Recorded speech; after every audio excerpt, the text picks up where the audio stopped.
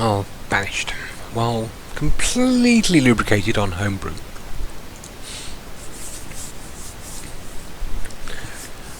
Though for the last while I have been playing an awful lot of No Man's Sky. Due to the strength of this concoction,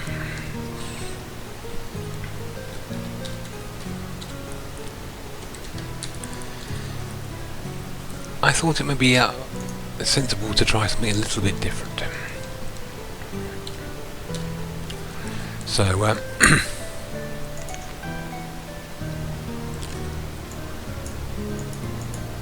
yeah, we'll have valleys. We'll have large terrain. Let's go in the middle for that. We'll have disasters. Hard conditions aren't too bad.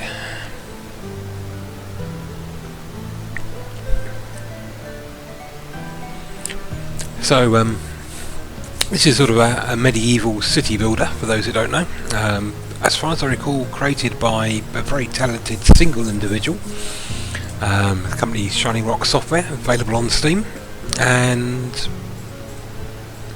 very, very chilled out. So, the town name will be named after my first subscriber, Bubble Killer, and at the time of recording this, I have a whopping 14 subscribers, so that's going to be the map seed. I'm not quite sure how much commentary I'll be coming through, but I will be getting through probably a little bit more mead. Cracked open the raspberry. That's about 2 glasses remaining from the bottle. It's chilled, and you could probably run a small petrol motor off it. Okay, so first things first, let's pause the clock, have a look around. Now, if you haven't played Banished before, this large river is the route that a trade ship can follow.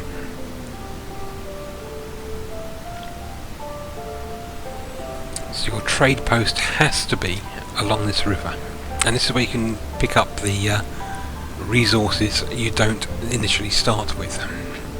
Now, as I picked a harsh start, then we have a limited amount of seeds available, so we're going to be living off the land. So we have potatoes. I'm not sure I can plant those at the moment. We have no seed. That's it. Yeah, we have no seeds to start with on a harsh start. Yes, whistling through the gap.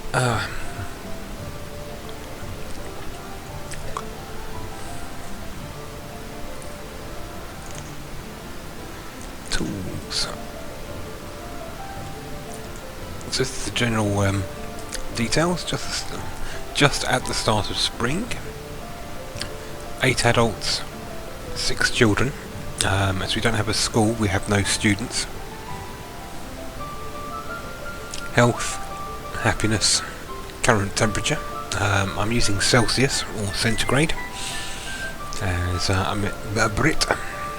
We have some basic resources available to us in the form of stone. This darker area here is iron. I'm not certain you can see the mouse, so let's have a look at the stream. Yes, you can. Okay. So my gesticulations are purposeful. So yeah, this should be iron.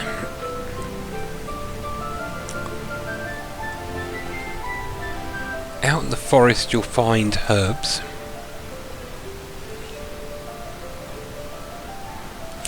And then there's wild game as well in the form of deer.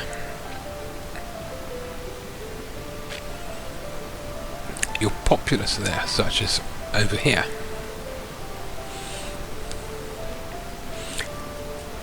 These hills can take mines to mine coal and iron.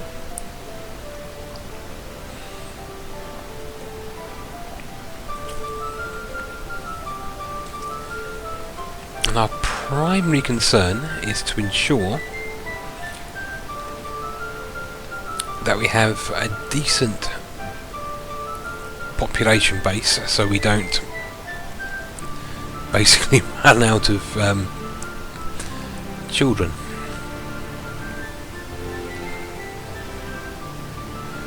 Ensure a steady supply of food and clothing and firewood. Sufficient shelter. Sufficient shelter for our population. Now, it looks like we're probably dealing with 8-6,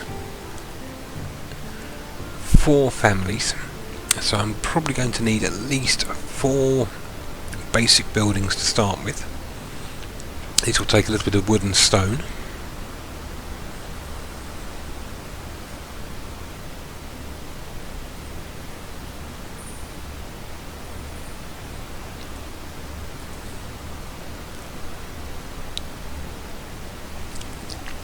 Not much action going on at the moment, so I'm getting the feel of things. This hill's a little bit annoying. The old forest is over here. Let's zoom out a little bit. And we have this area, which could be forest and mines, and this area. Okay, so my initial gathering area is probably going to be down here to the south. So, wooden house, stone house, boarding house, roads, where the needs, storage, markets and trade, town services, food production, resource production. Going to need a woodcutter.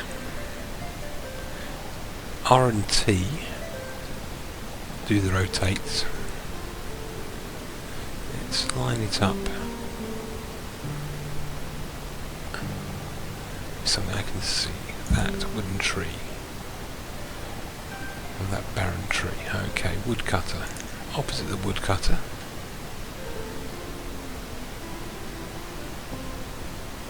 I'll put a forester.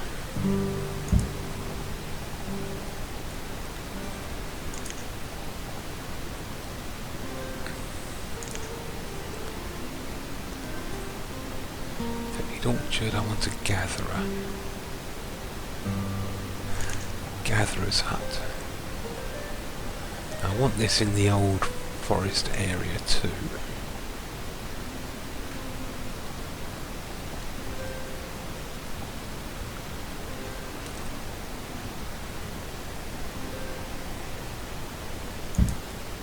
I'm leaving this gap to run a road up into the village.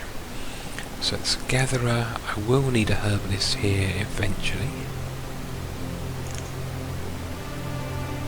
In fact, I might pop that down. That herbalist provides medicines to keep your population healthy.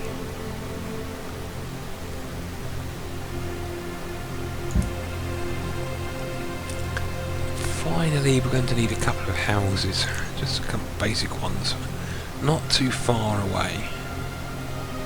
So let's run this up.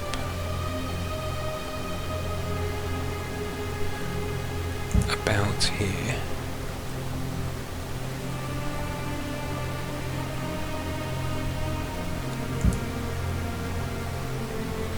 I want the reasonably close.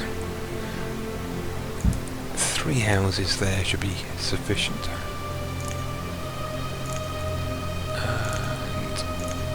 Should be able to run a road straight up the middle. Now I want a stockpile.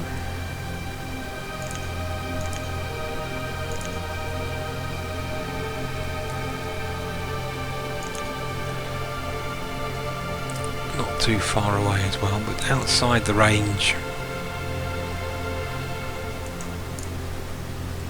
there's a run there, so they go across one. Have a stockpile there.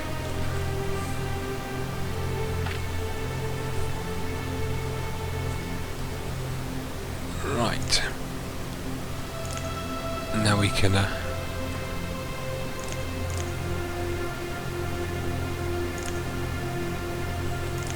let things start moving. Now I'm hoping I should have enough resources inside the building areas. Now I don't need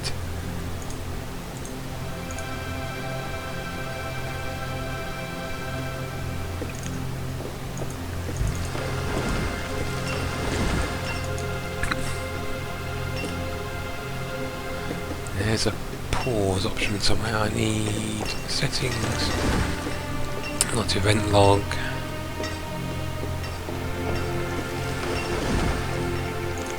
Job assignments, that's the main. Gets a couple of builders going.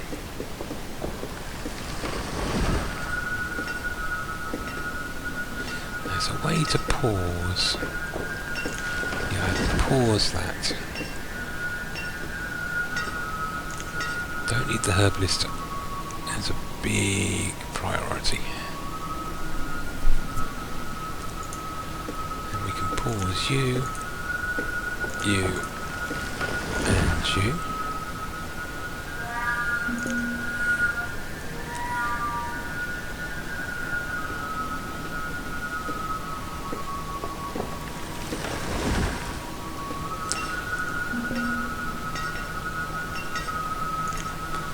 Should. Right, I need to gather trees. Gather stone. Gather a little bit of iron.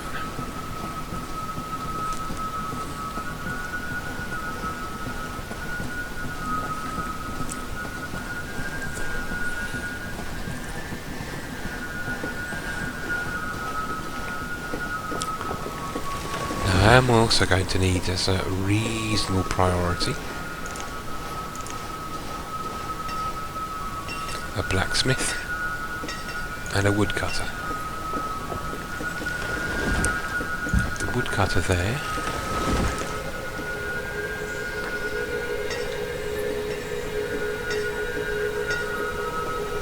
And the blacksmith straight opposite that storage pit.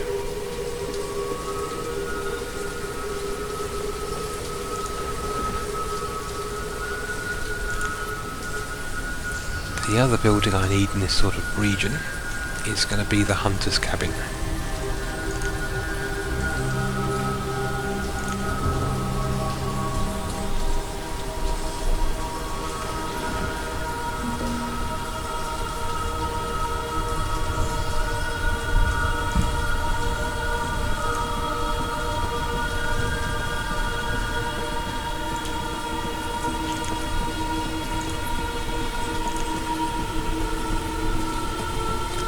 Primary concern at the moment is food, so gatherer and hunter's cabin are the best providers of those.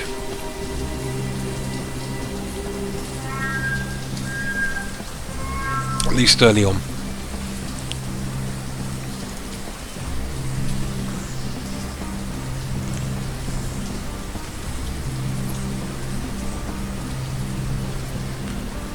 When the children have grown up, I might need a fourth house, which I'll probably plop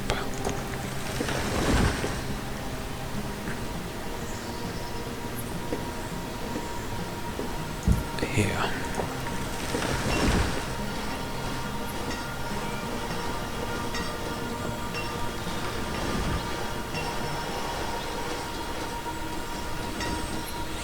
Now you do need some spare housing for your children to marry, move into and expand your population, otherwise you end up with a diminishing population. At the same time, you need to worry about producing too many people and starving your entire populace.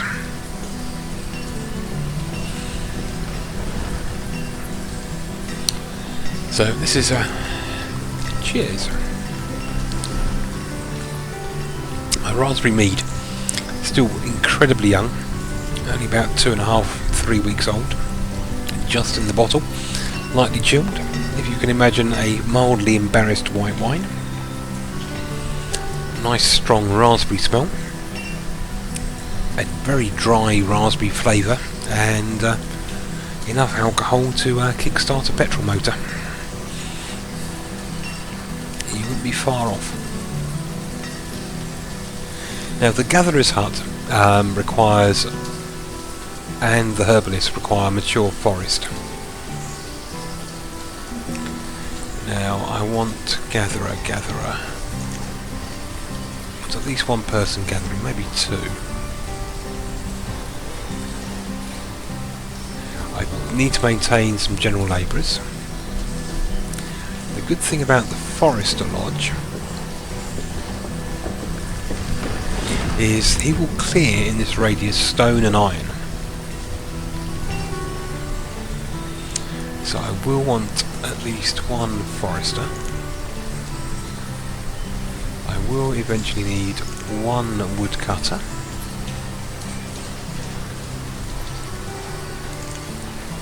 I'll leave 2 builders for the moment.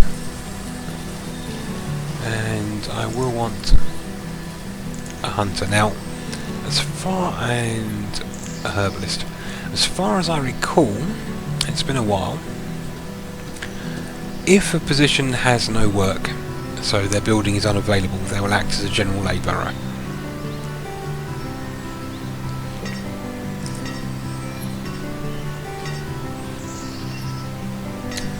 Okay, let's check the building. Got the resources.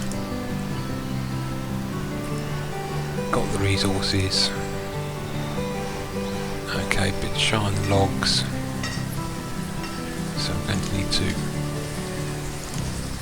chop some trees.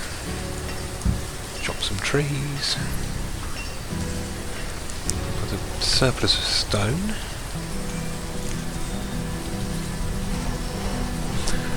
But this is welcome to the stream. Whoever it is has just joined. Oh, 2 of you. As I say this, a bit of a change for me. I know I've been doing an awful lot of No Man's Sky, but I'm on the mead, testing out the latest batch. So what better way to do so than vanilla Banished. You've not missed much if you just joined. The initial building constructions are going on, getting the base housing sorted for the populace.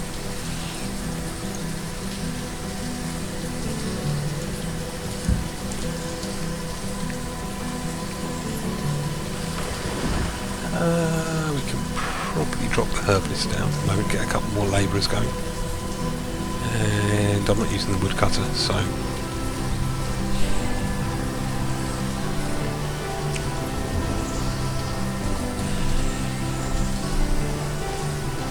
I don't know how many of you watching have seen Banished before. It's I think it's 2014, so it's a couple of years old. Shining Rock Software, a one-man team, as I recall, and produced this delightful little game.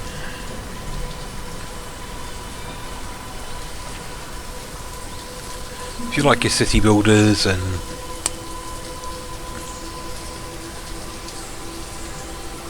particularly sort of the medieval style of this is really nice.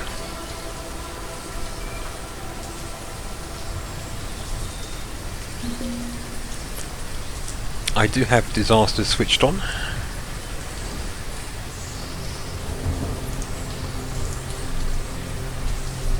Log 9, getting a few. Need a few more logs.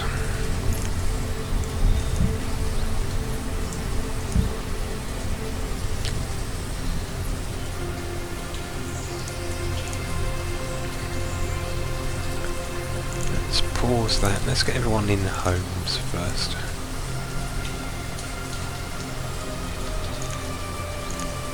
You're paused, okay, good.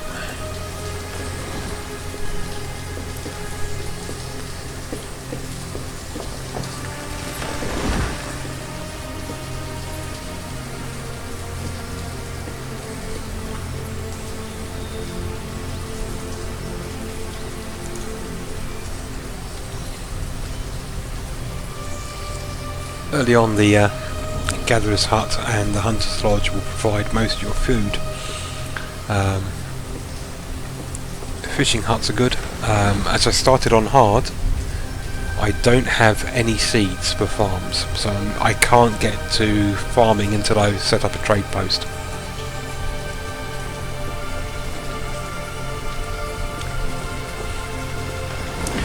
At the moment I'm trying to get everyone into their own homes.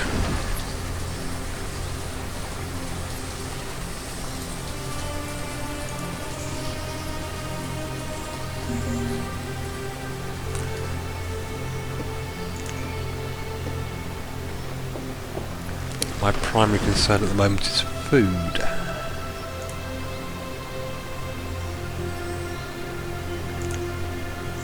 Let's allow that to continue. Might be still a little bit light on trees, so we'll mark those.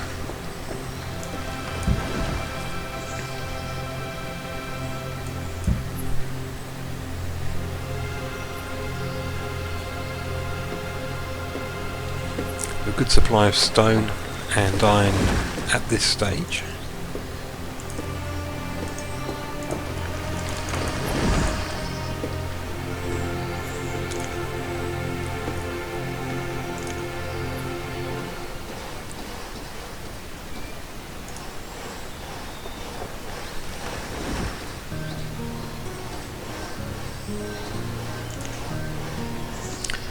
Not going to need hunters for a while.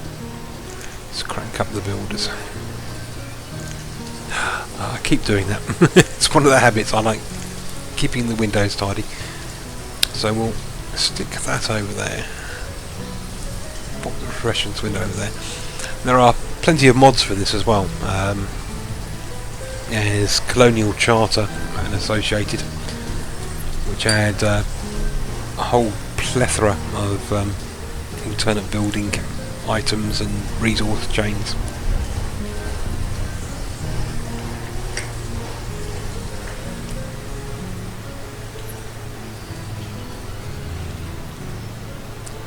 Yeah, we might need yet another home. In fact, I think we will need at least one more home.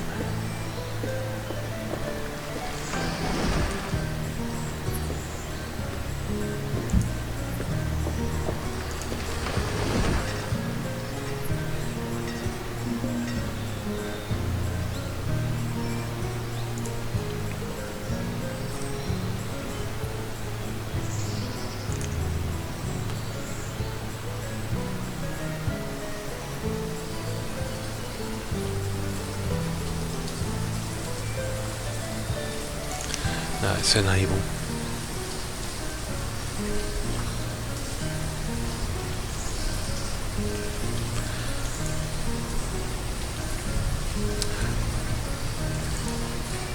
Oh, right, okay.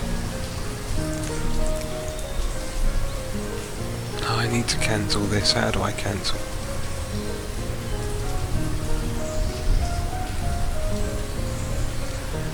Pin. Right, here, demolish building. Waste of resources. I forgot woodcutter.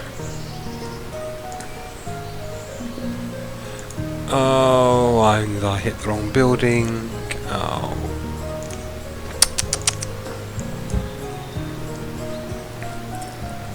That was my herbalist.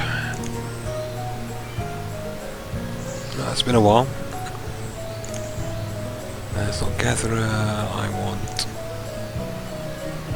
herbalist. There we go. Don't want the woodcutter in there. Ravina. Thank you for joining, Ravina Malta. I'm not using mods at the moment. This is vanilla. It's been a while since I played Banished, so this is the pure base game. Just to get myself back into things. I'm enjoying my Friday night with some homemade mead, so I didn't want anything too complex. I have played Colonial Charter before, and I will probably consider popping that back on at a later session. But for a chilled out Friday night, I thought we'd go vanilla for a change. Have you played much Banished yourself?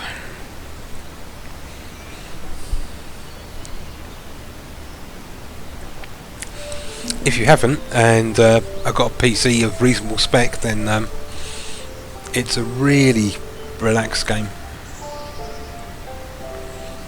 which I'm probably going to do horrendously at because I haven't played it for such a long time, and a little bit less than sober this evening.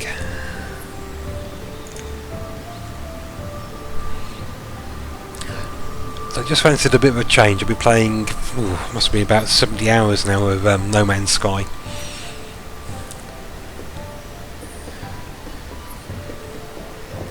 Leaving space for a road to run in here eventually.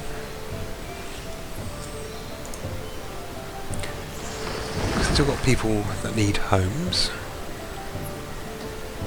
Let's up the build account, see if we can't get that going.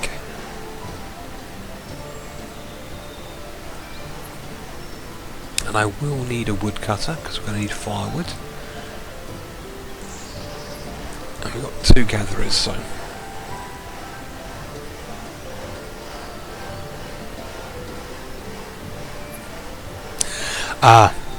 yeah, and I'm not sure if I got the balance right. I've messed up a little bit with some of the buildings early on. Early on,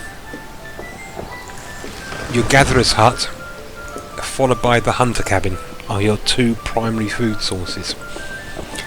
The other thing to do is not to build too many houses. You want just enough, maybe 1 house more than there are initial families.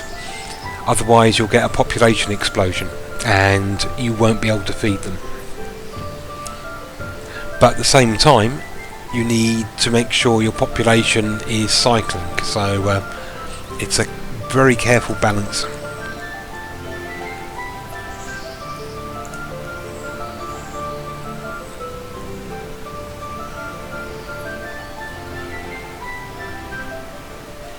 Which I'm hoping I've got right. It's been a while. I am playing on, I think it's middle temperature, so fair hostility for weather. Disasters are on. I had the hard start, so I have no farming seeds.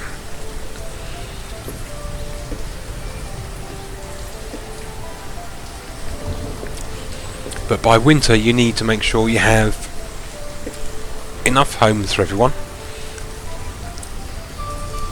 Getting the forester up in a good natural woodland to start with is important, and the gatherer, and I definitely look at getting 2 gatherers, and these guys can keep your initial population going. So that house, we've got 1, 2, 3 people without a home. Probably need 1 more home.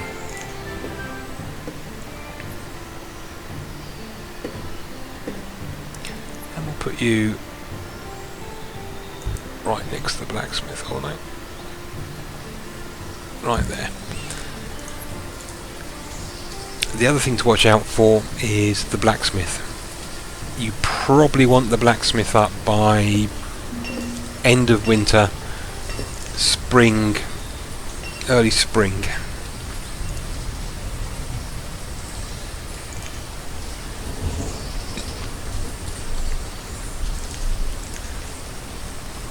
I'm going to crank down the builders.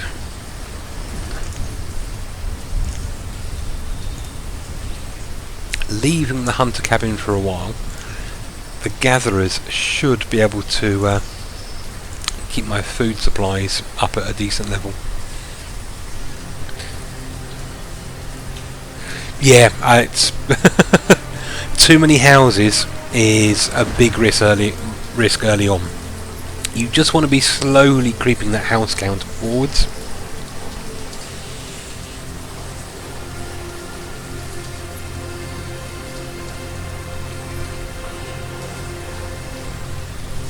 And a massive influx of, say, nomads when you get them, completely tank your food supplies.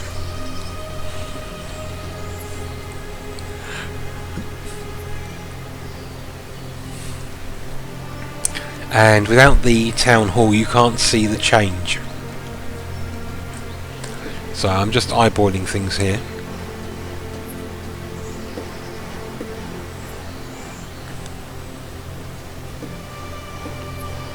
Looks like I'm getting a bit low on wood, so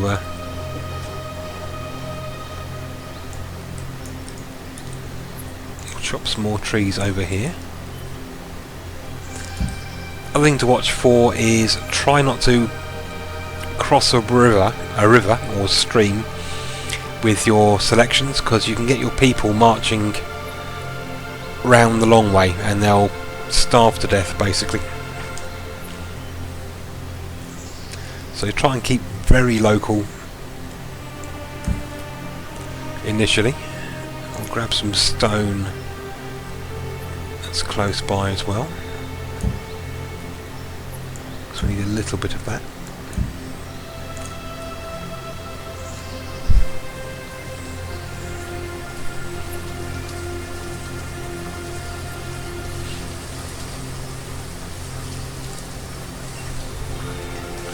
But this isn't a huge essential. Actually, I'll pause that.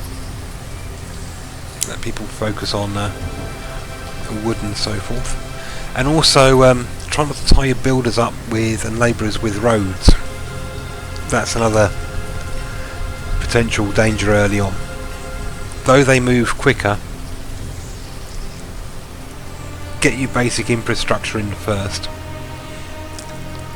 Look at your overlaps and allow for a street to be put in later. So I've still got at least one more house needed just to cover the current population. I'm going to need a little bit of iron, so I will snag that.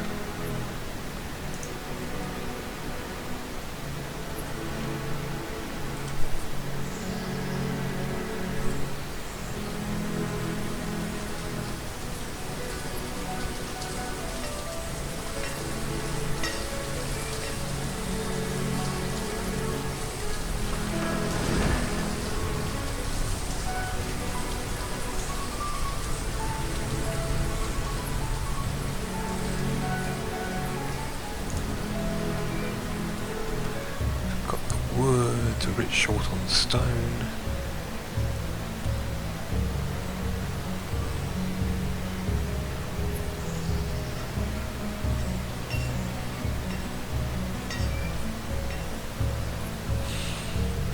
Coming into winter, I'm a little concerned about the food supplies, but the houses do take a big stockpile.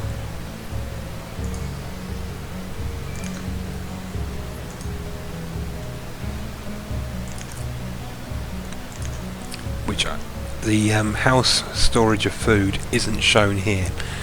The food storage is only what's in here.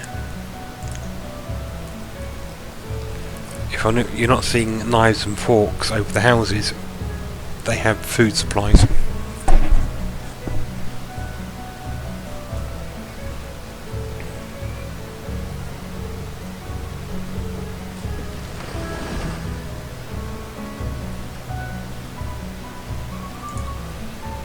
I'd like to see this done, so let's pause you.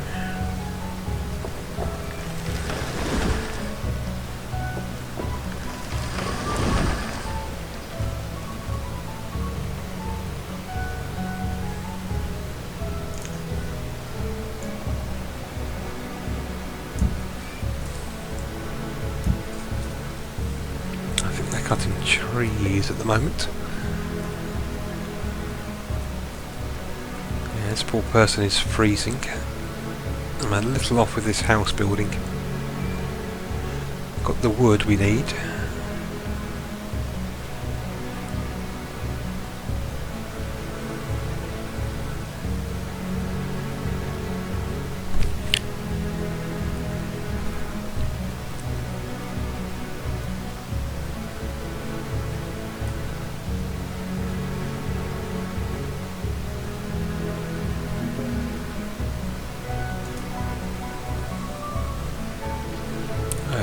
Let's drop the builders down by 1. Drop the gatherers down by 2. I need more labourers. I'm not picking up the resources I need quick enough.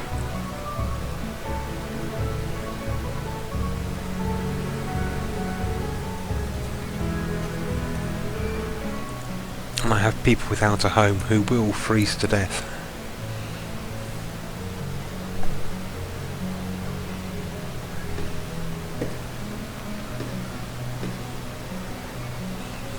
Food levels are quite good.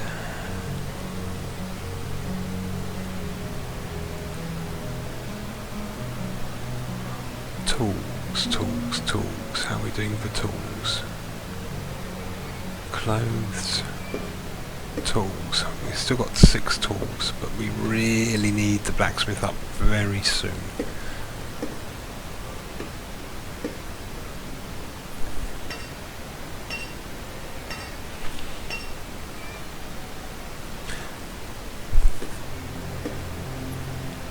Yeah, it's very easy to go overboard on the housing early on in Ravenna.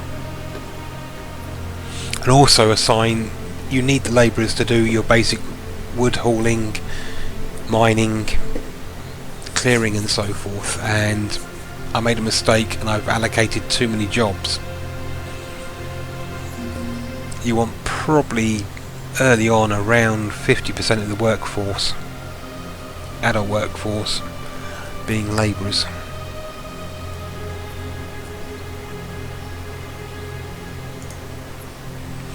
Beginning to get the stone levels in. I could do with more stone.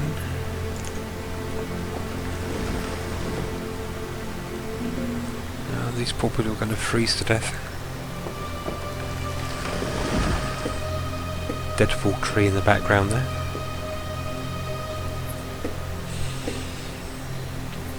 Let's drop 1 gatherer, we'll get some more labourers going, and a forester. Actually no, let's go 2, 1, 2 gatherers, need to keep the food up. I'm okay I think.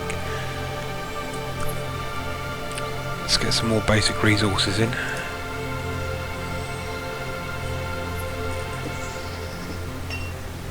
Might have done a little bit too much wood cutting.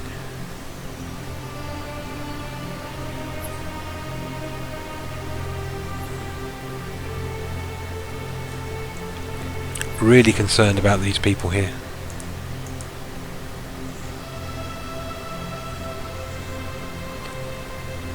Fortunately the winter isn't too harsh at the moment. And they have clothing, so and they're surviving.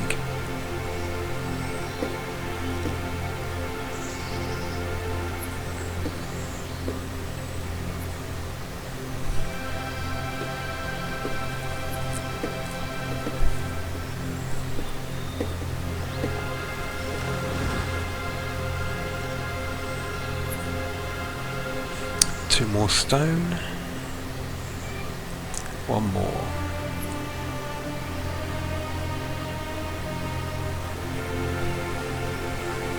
And too few houses are also a problem. You need empty houses for the young adults to move in, marry and start producing children, because it's the breeding age is a little bit concerningly low. You can end up in a situation where you have an old spinster occupying a house that could hold, for instance here we have a young lady, a young man of age of 12 with no wife. But you can have the reverse, where you have one person occupying a house of an age where they won't produce any more children, but you then have the children, you won't get families occurring inside a family home. So here the eldest child, eventually when they get to marriageable age, their partner cannot move in and fill the house with children there, so it's one breeding couple per house. So you need to make sure you have enough houses to maintain your population.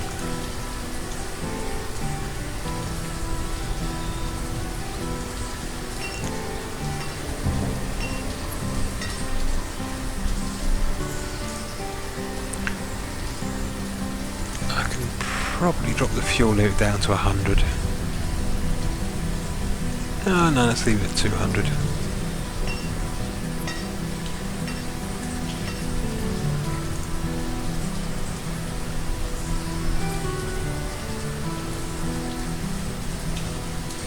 But it's this early balance is important.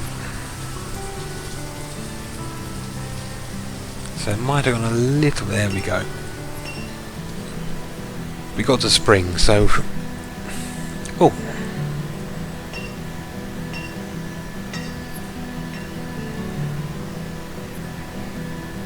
Yeah, the one person in a house is a problem. I mean, they need to pair up with a gender.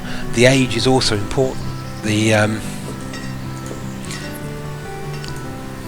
I mean, eventually people die off, have accidents and so forth. So here we have an eligible bachelor, but because our population is very low,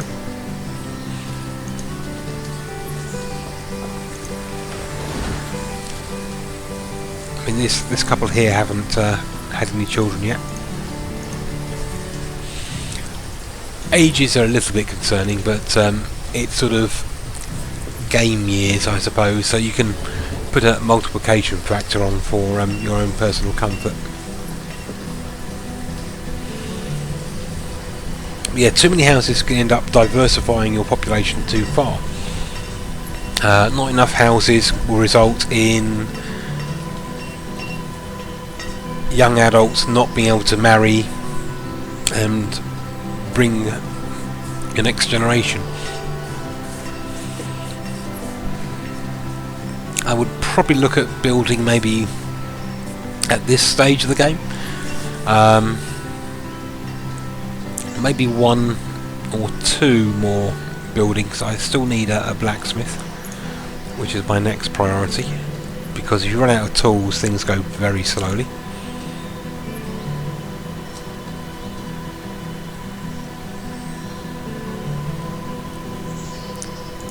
We've got stone, iron and logs, so my stockpiles are becoming a little bit more reasonable. We'll crank the forester up to full, and the gatherer, leaving the hunter for a moment. Just got the inn position ready for later. Population health is reasonable, so we don't really need a herbalist at this time. But again, it's one that this building needs old forest and works really well in close proximity to the forester lodge, as is the gatherer. So gatherer, herbalist and forest lodge are symbiotic. And I tend to put hunter in because the game prefer forest again, so they don't like big open spaces. So we've got someone complaining they haven't got enough food, but that should sort out reasonably quickly. If we look at the inventory, they got some firewood, but not quite enough food for the household. So here we have a family moving. This poor chap still not found a wife. Right.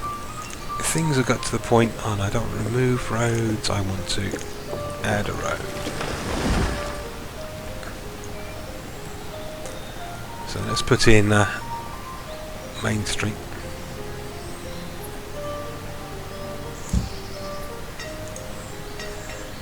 And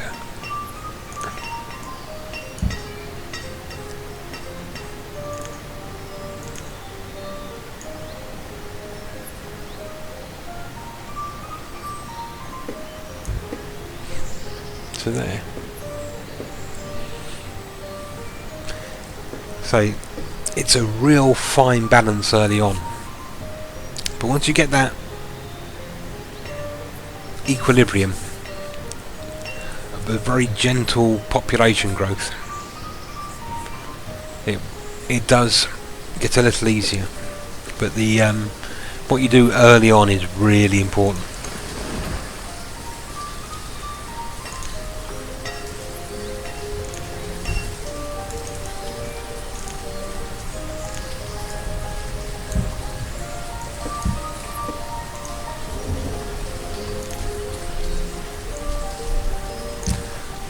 of that iron because we are going to need it. I'm going to need a fair bit more stone. We've got space for a road. You've got a double road space there, which is a bit of a shame.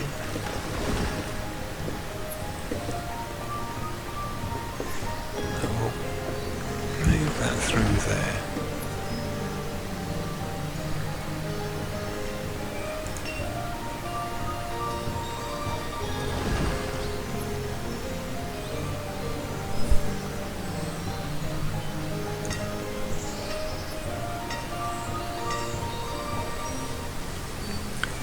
Herbalist isn't a critical priority at the moment.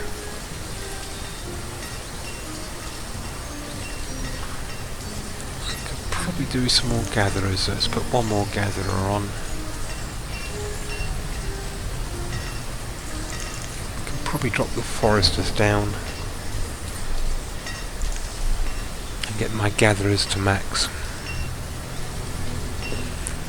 We are showing a shortfall of food.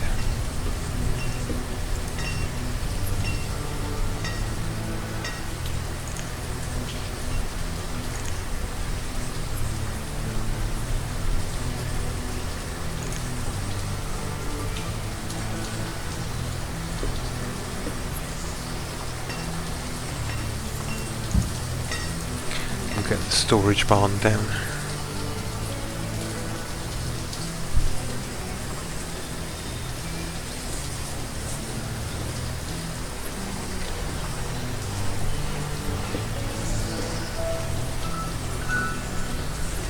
Yeah, the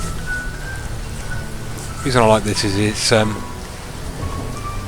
steady, methodical. I mean, it's not one you can really rush, and it will punish you from rushing. But you need to get some basics in. So looking forward, once I get the blacksmith, which is critical, woodcutter, blacksmith, gatherer.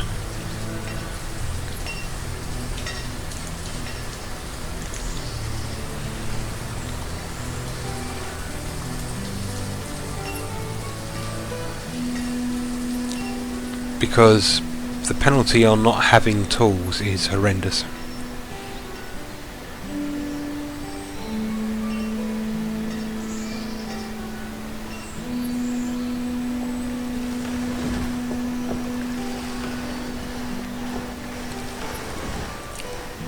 So once the blacksmith is up and running, I will probably finish off the hunter next, get some more varied food in.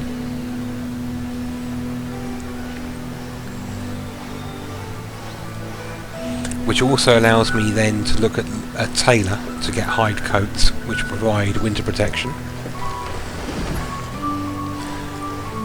But I'll probably want one or two more houses at this point.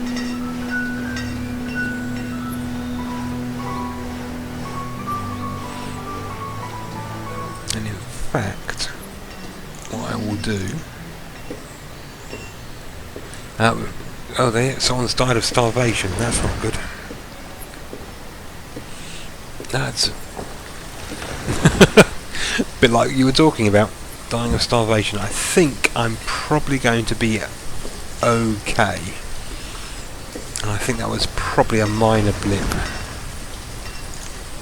You watch the entire place then starve to death in about 3 seconds. So let's run a road straight down here and across.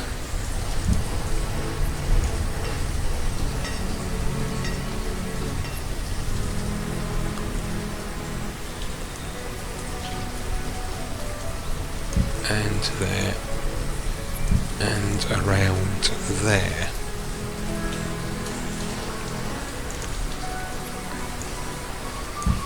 And we'll make sure the route to forest is all sorted.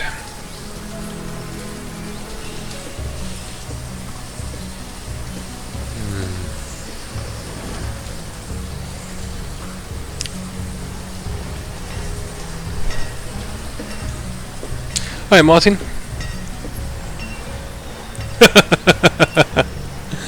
No, I well, could have done. I've been sampling the raspberry mead, first bottle down the hatch. Very nice, chilled, and fancied a little bit of change of pace. I know you've mentioned some city builders and so forth before, so if you've not seen Banished, this is it. This is the vanilla game. Very early on. Ravina here has had some difficulties early on. I've just lost one population to starvation. At the early part you really go hunter-gatherer, predominantly gatherer with a little bit of hunting. Get a forester to handle your wood supply, a woodcutter and blacksmith. Gatherers at the moment my primary food source. Just enough buildings for population expansion without going too crazy the other way.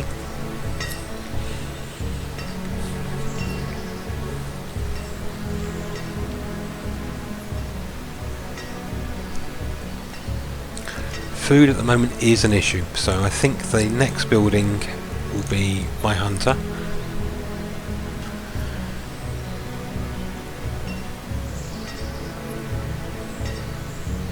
And we'll worry about supplying that with a person, possibly a forester.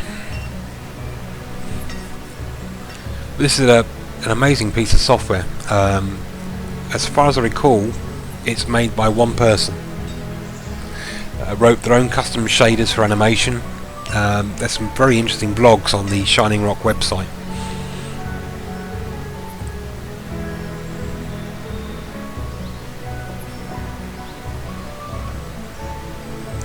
What's my stone levels like? Stone is good.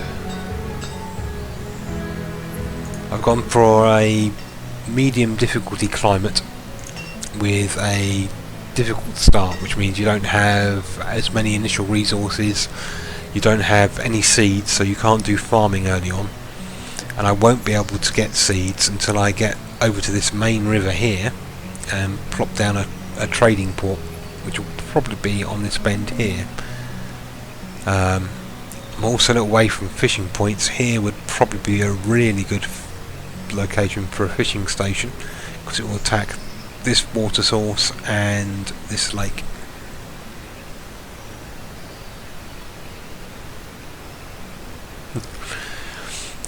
The danger there, Ravina, is ensuring you have sufficient.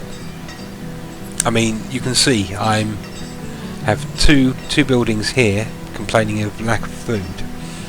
I'm running maximum gatherers.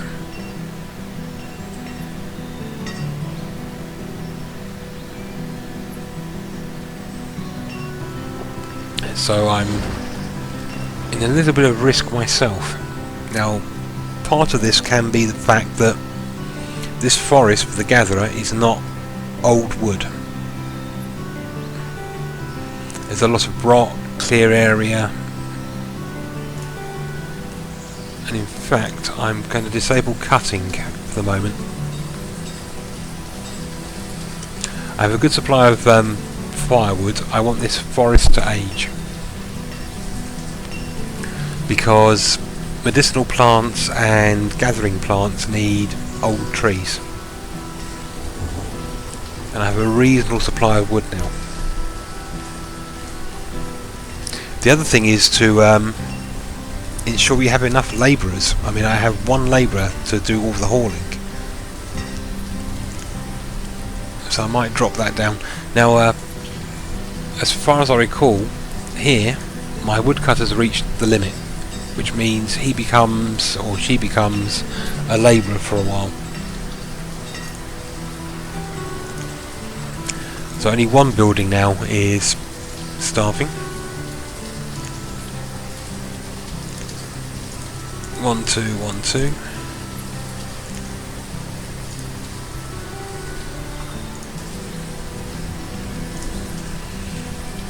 So yeah, I definitely want at least one hunter. Variety of food improves populace health and happiness, but it's ensuring you have enough. If you have one person in fishing, hunting, gathering, and they have a long way to go, you may not be able to get the resources back to the stockpile where people will collect them from. So you do need appropriate stockpiles near locations. So for example, this will only hold manufacturing and firewood, it won't hold food. The cart here holds food. The storage barn will hold food.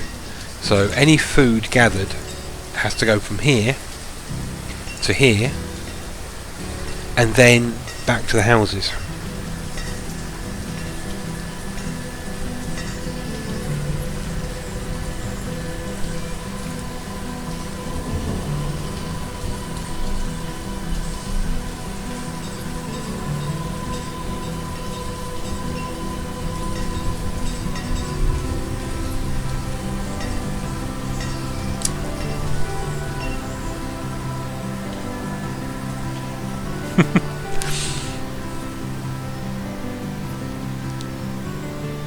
So I didn't do a particularly good start here. Sorry, I might have popped the mic a little bit at that point. I wasted some resources in a woodcutter because it's been such a long time. I thought that was the guy that harvested trees, and it's the guy that makes firewood.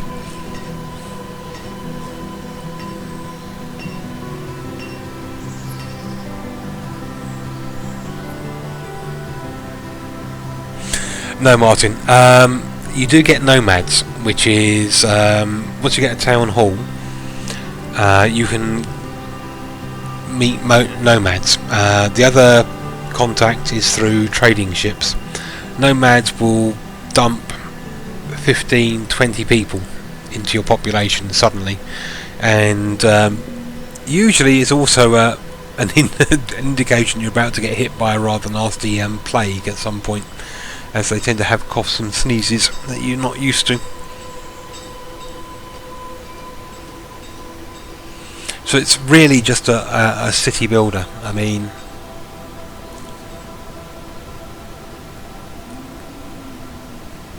you versus the resources versus the elements.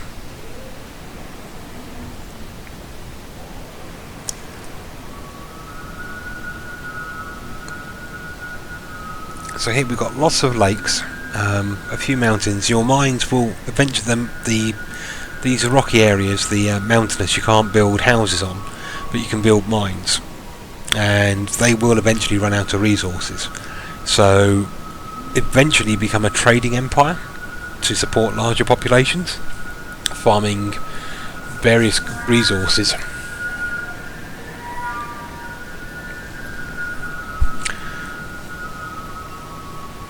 Okay, I need a hunter. Okay, we'll drop down to 2 gatherers and grab a hunter. I can probably go to 1 forester, keep 2 labourers.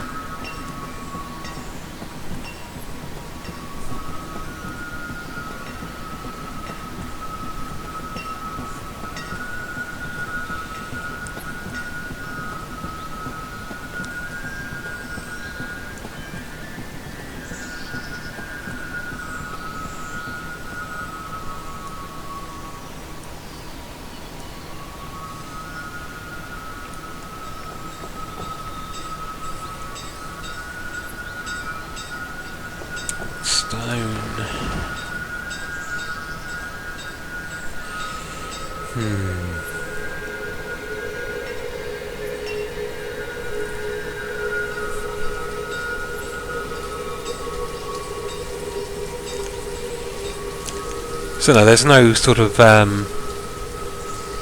inter-village warfare. Once I get to the situation, there will be the possibility to trade. As I say, this big river is your trade river. and that will give me access to resources like seeds that I can then farm. Food is still a concern.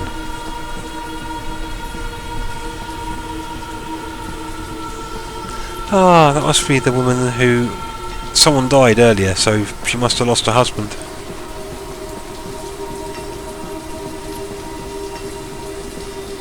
But she'll carry his child.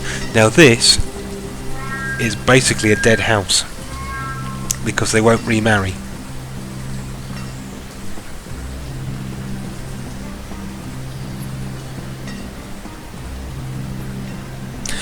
There's basically a map border.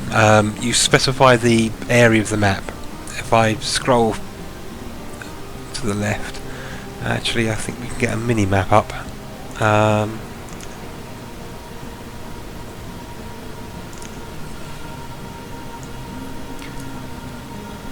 So this is the total area available to us. So beyond the edge there be dragons.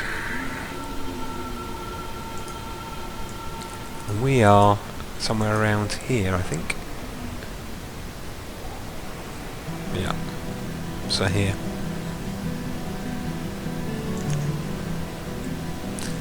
You've got sort of SimCity disasters in the form of tornadoes and illnesses.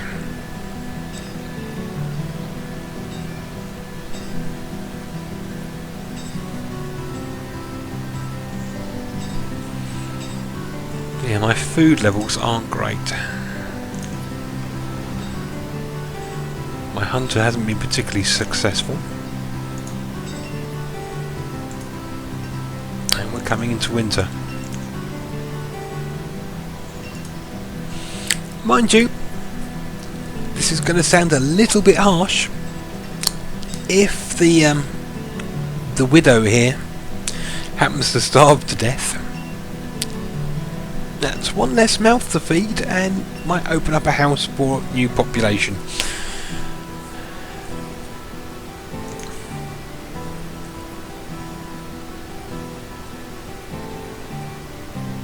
But at the moment I'm on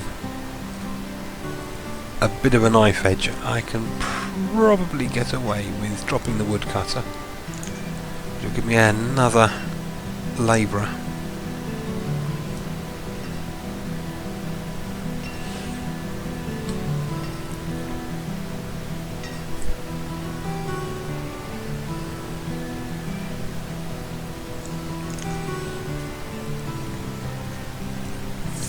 Right, so I'm going to let the action sort of sit uninteractive for a moment, as I need to probably grab a nice second bottle of chilled raspberry mead, as well as make a small break in the bathroom direction. So let me know how many people die when I'm gone. I'll be back soon. Hi Alan, just taking a quick bio break. I'll be back in about 30 seconds to a minute.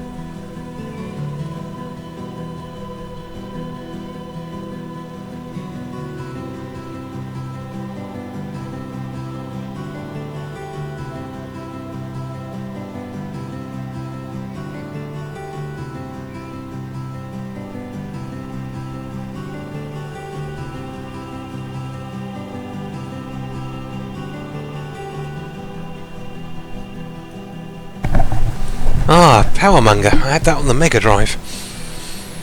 I also remember the the original Populous as well, which I played a crap ton out of. Okay, food is still a concern.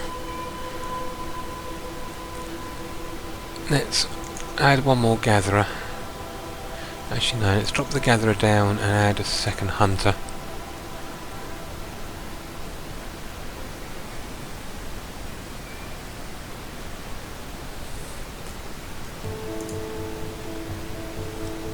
What's my tool supply like?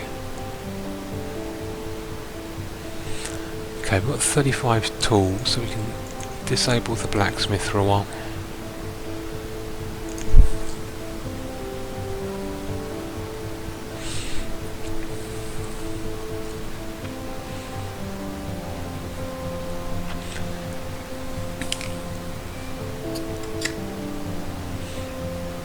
And there we go. So now I'm keeping an eye on things again. Well, I say an eye as my vision blurs. Bottle number 2.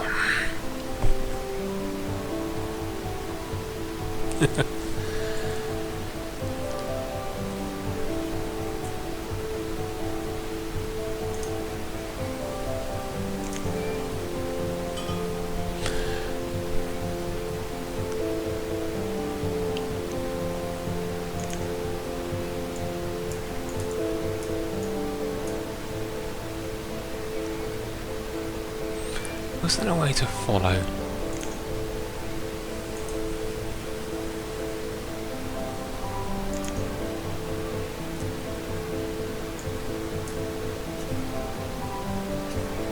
Citizens at home. There's their workplace.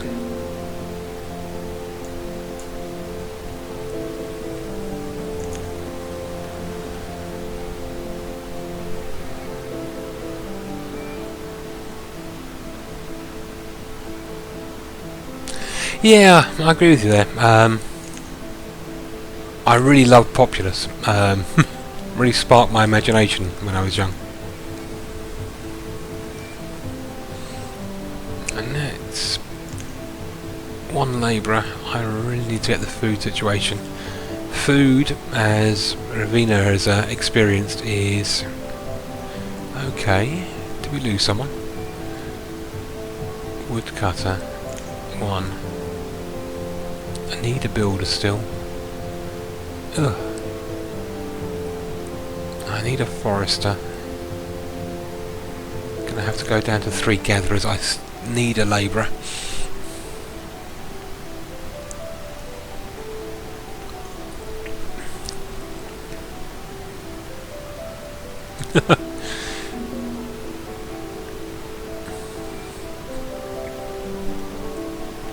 Yeah, I mean, if you know, I think you mentioned some of the sort of city builders before, Martin. I think Alan also, was it Alan mentioned Cities XXL and City Skyline, and this is in a similar vein. Right, what are you short of? We've not got enough wood. I'm sure there's some joke about wood available at some point, but right. You need to start cutting as well, which means I need... Oh, I've got no labourers free.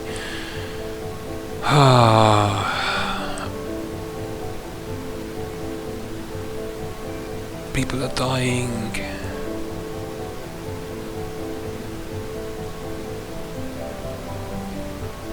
Okay, 2-2.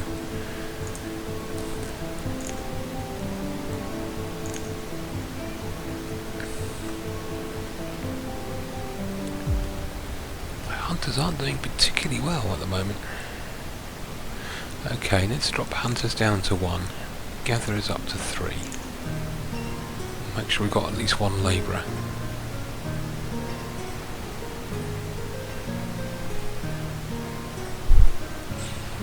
This could be a very quick first part.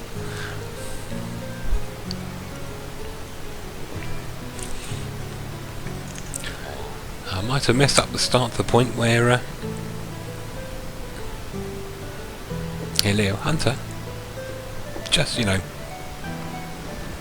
Deer, here. Deer. Here. Just saying.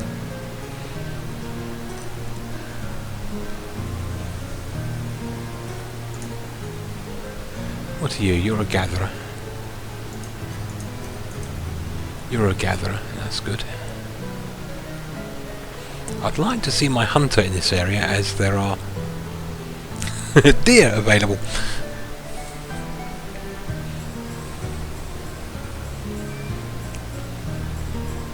Stone wood is my primary issue at the moment. Right, so let's cut. No, that's build, that's cut. Let's do a little bit of clearing.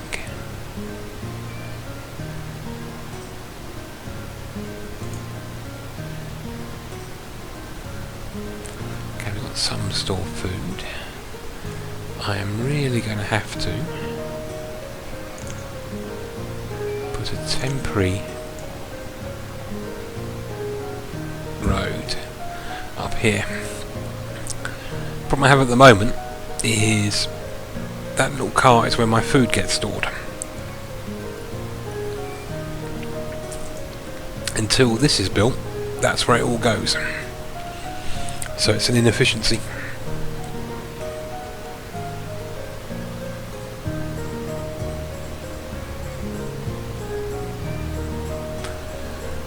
So by putting a little road in here, it will improve their movement.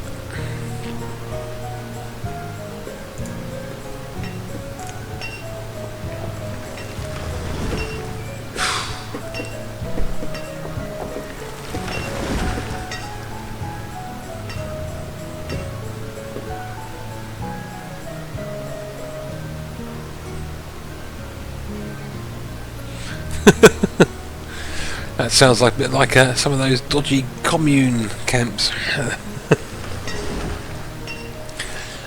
There is oh dear, that's a bad house. That's okay, we've got a child, a male child.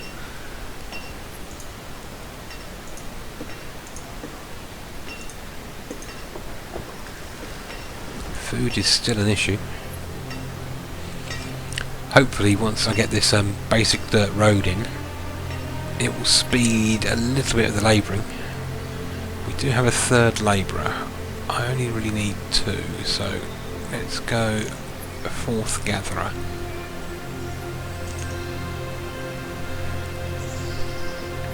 At this early stage you can get to a point where you have houses occupied by a single gender because their partner is dead, or there is not enough of the other gender available.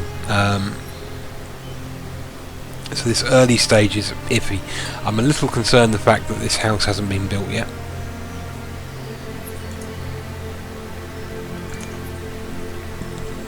In fact, I want that house built now.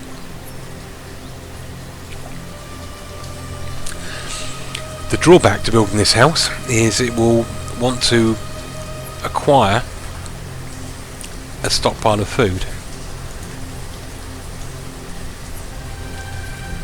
Oh, there's the follow button.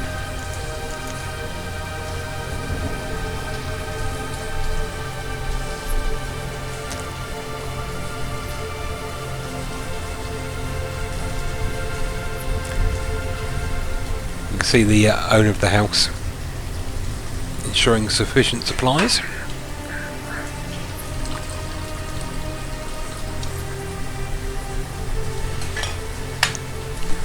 I think you might enjoy this, Martin. I mean, it's got your agent populace and so forth. I mean, it's not quite to the scale we were talking about the other night.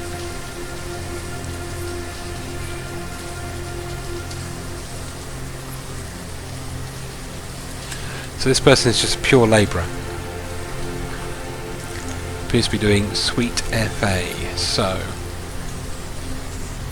I still haven't got enough wood. So let's cut some trees there, harvest some stone, grab a little iron.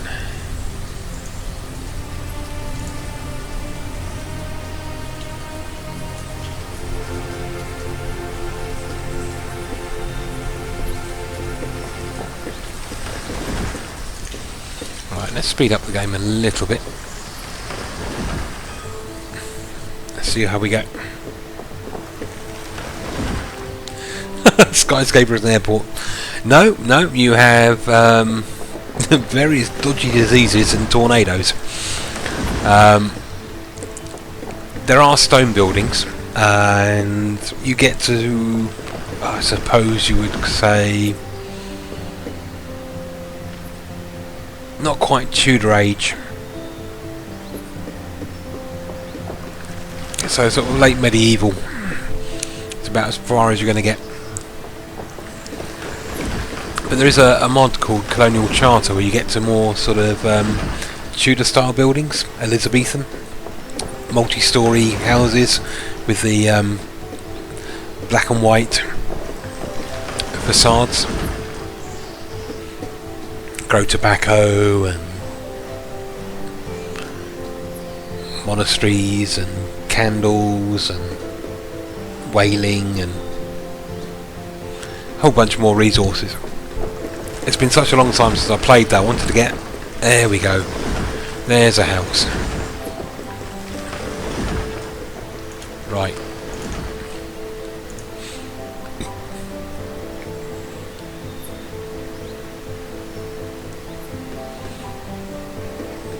No one of marrying age yet.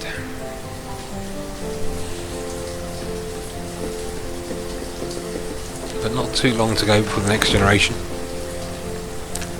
They probably want to add about 10 years to the age numbers.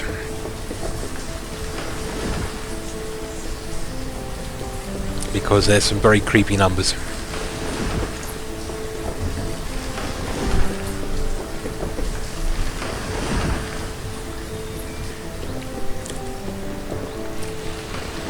But there are limited resources available on land, so the kind of fun thing is to see the transition. You start off hunter-gatherer, you transition more into sort of fishing, mining to get the resources, digging stone pits to supply your own needs. But then you really need to shift towards... yeah, that's basically the idea, Martin.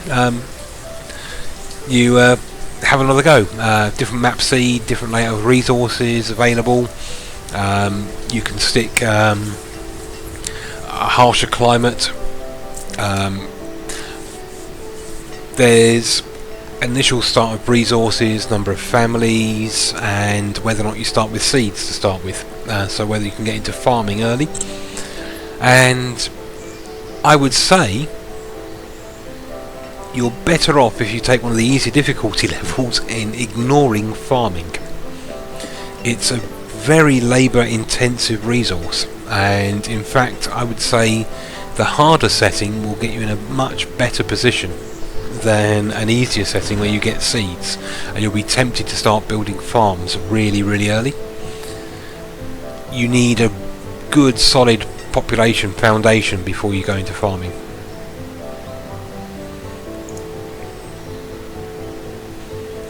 Okay, we're still shy on wood. Let's up my foresters.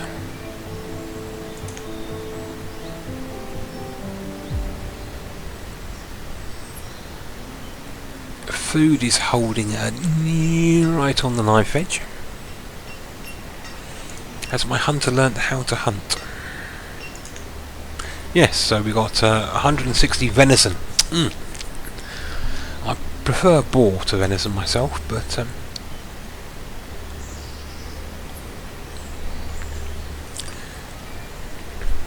So we can see last season I skinned a couple of deer, and this season already much better. So apparently he's worked out which end of the bow is the pointy bit. Let's crank the speed down a little bit. It's a little bit too manic.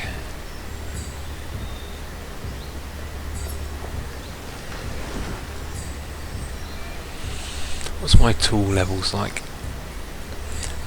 Keeping a good eye on this figure here, because running out of tools is not fun. Okay, still need a lot more wood. So let's deforest that a little bit.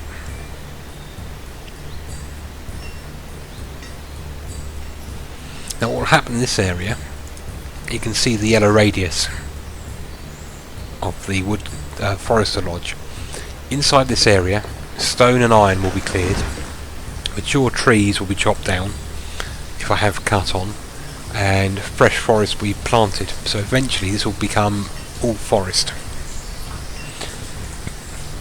an old forest as well. Well, yeah, I mean, it's a bit bony rabbit. I've done some rabbit stew in my time. It was really nice, pearl barley, lots of veg, and some Cumberland style sausage as well, which was really good because you knew when you got a chunk of sausage you weren't going to bite into a bone. But I went rabbiting with my father with air rifle and gun on a couple of occasions. Had pheasant as well.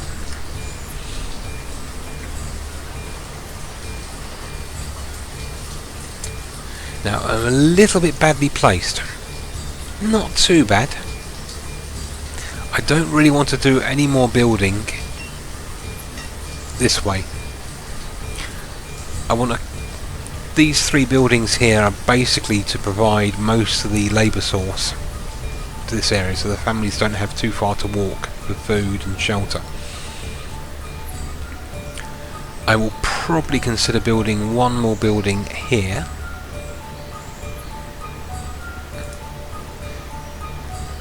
And now we have a young couple there. My goodness, she's a bit of a cradle snatcher.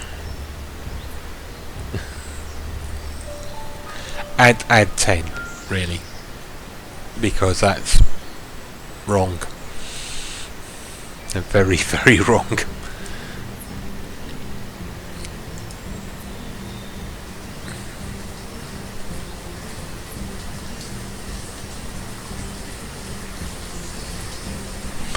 Assume a slight variance. She did a couple of Christmas ago. I decided to go a bit different. I got some ribber beef, but my local butcher had got a stuffed leg of boar with a sort of a lemon stuffing, and then I did a gravy with juniper berries with the bone, shallots, red wine. Yeah, that's nice. It's sort of the way venison is not like beef, and boar is not like pork. That gamey flavour.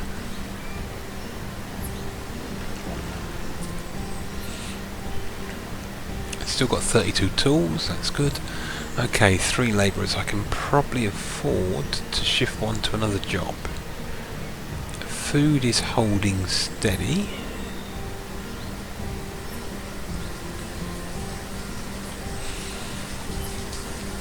I'd like to see that increase.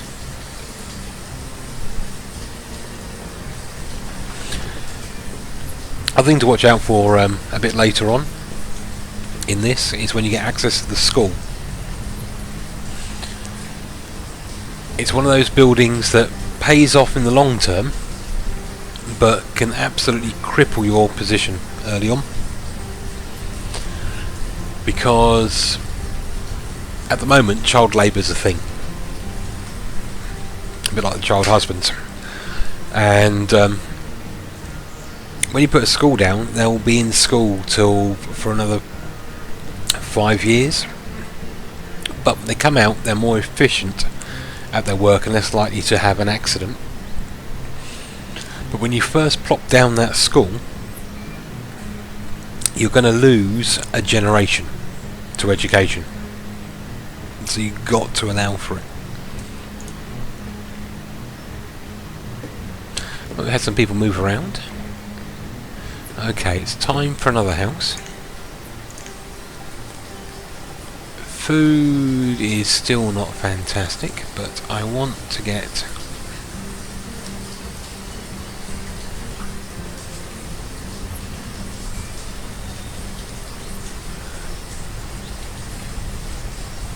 another little building tucked in here.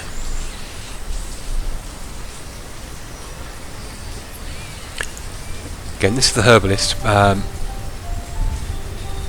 I don't really have the spare population, it's more of a placeholder for later.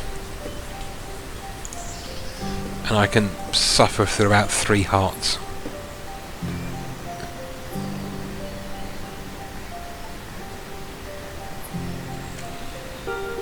When my tools drop to about 15, 16, so about the level of my adult population, plus 50%, will shift there. Right, let's pause that. Okay, we still need more wood.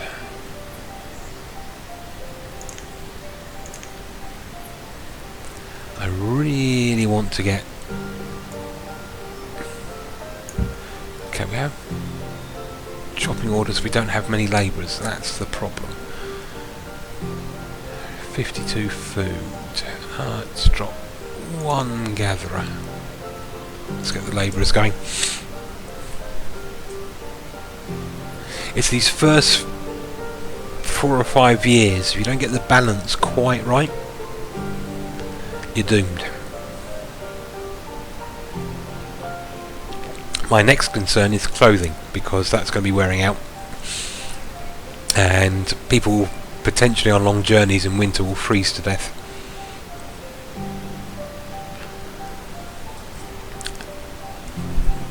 So my next production building will probably be a tailor.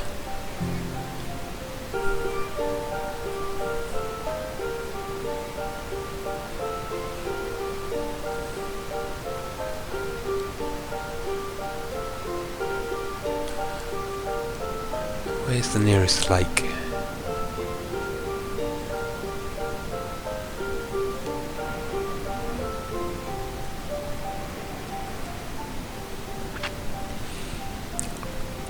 I think my next general expansion is going to be out along here.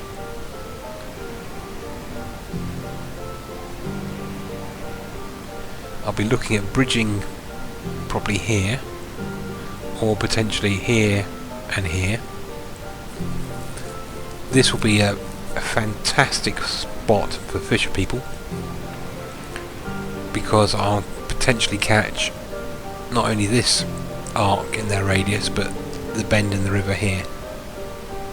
So fishing hut here and here. Can't build one there because of the mountain, but one here is not too bad because you're dealing with a circular radius. So I can catch this bend in the river here to ensure they have a large production area to make sure they're as efficient as possible. Now by moving in this direction, we're going to need to consider housing to ensure local housing. Now there is somewhere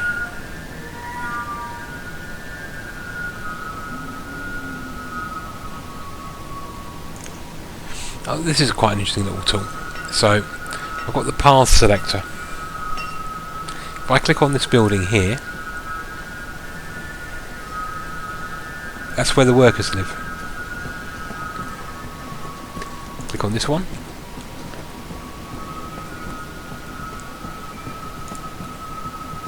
As you can see, at the moment, the workers for these areas have not too far to go, so it's definitely a consideration. The woodcutter, right opposite. So, food.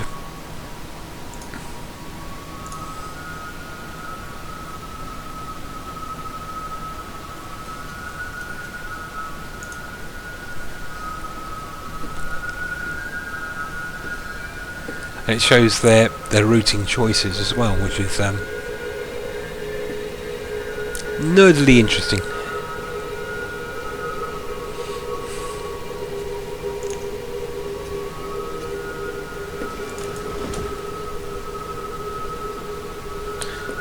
Okay, we'll go a little long without doing any more tools.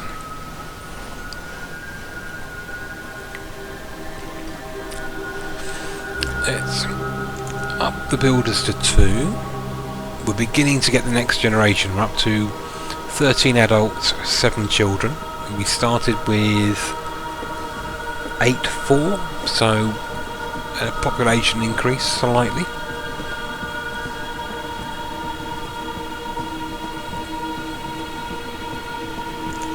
Up the gatherer.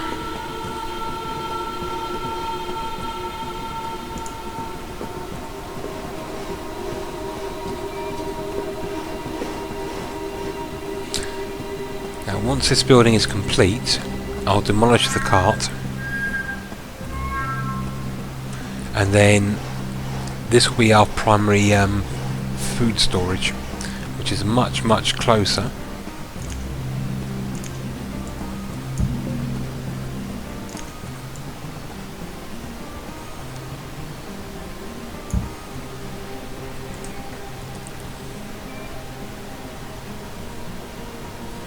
We'll demolish the old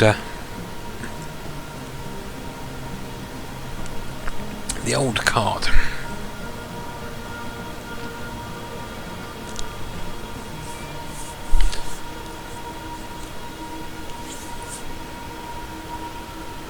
So what, for the people who have not seen this before, the huge crowds that are in the stream at the moment, what do you think?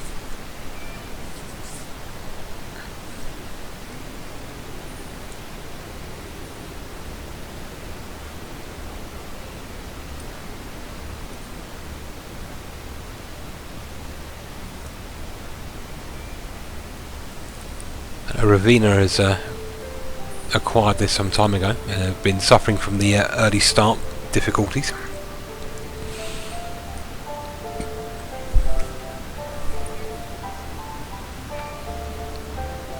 Right, I need another house.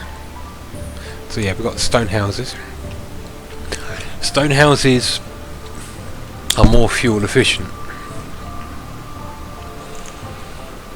but early on they're resource expensive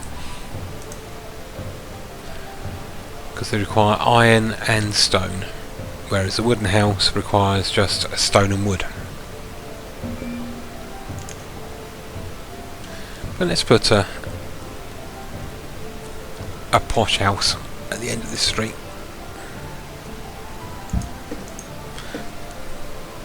Just for comparison.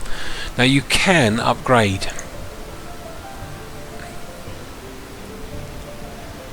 Which will basically kick the people out of that house. Yeah, I thought you might be intrigued by this, Martin. I know some of the things you've talked about, The Sims, your agent-based gaming and so forth. So part of the reason was to expose you to this.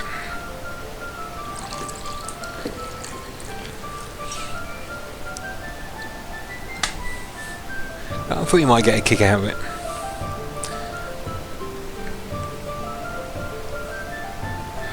Did you ever play the Settlers 2?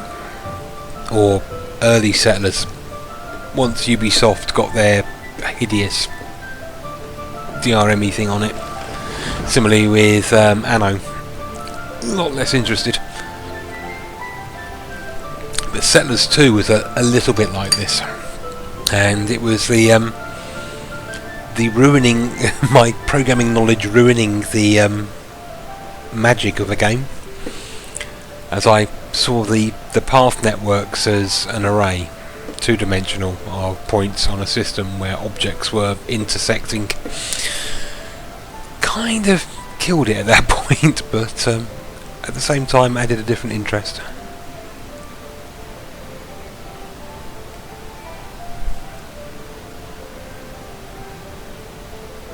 Yeah, it's I say it's a nice little mellow game. The music is ideal. It's not too glaring. I'd have gone a little bit more Bard's Tale with some harpsichord maybe, and some lute, but the flute and whistle is pretty nice.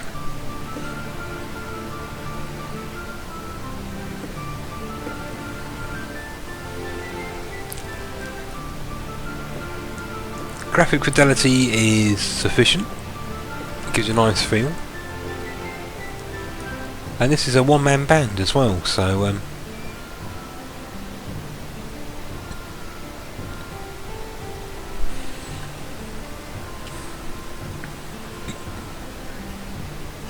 oh, I don't know if it's on GOG, but probably the best, and still my favourite, is Settlers 2. That's a little bit more combat-y than this. You will have to fight rival cities, but you have production chains and mines, and you need to provide food for the miners, gold for your soldiers, beer and other bits and pieces. You've got basic resource chaining. A large quantity of population are haulers. You have gradients to deal with. So where I have this road here, there are basically, you can tunnel through a mountain and road along the flats, but in the Settlers this slope here would have gradient, and there'd be like 3 or 4 levels of gradient, so you really want to do like the mountain paths zigzags to try and stick. Free Civ. Civilization 2 I loved, and but you'd have to do like little winding things and checkpoints so your haulers didn't get too slow. If you being a little bit of a computer aficionado as yourself, I'm sure you'll be able to tackle the YouTube search to find Settlers 2, which I still feel is probably the pinnacle of the series.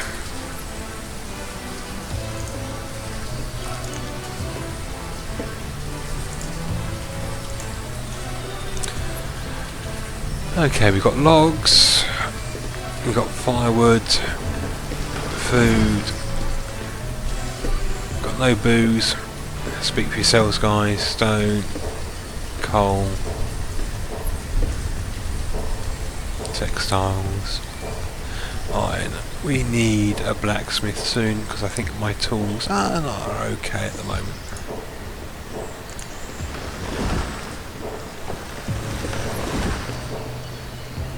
Food is holding there. Now I've got 2 houses set to build. Oops, sorry about the scratch there, just moving the microphone. And a 3rd on pause. So need to be a little bit careful. We've got 13 adults, 9 juniors.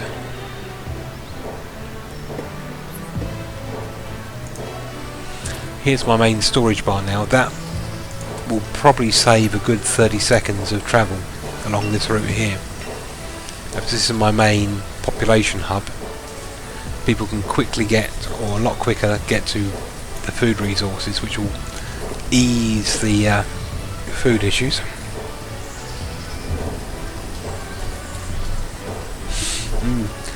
I never got into I've watched a bit of Open Transport Tycoon.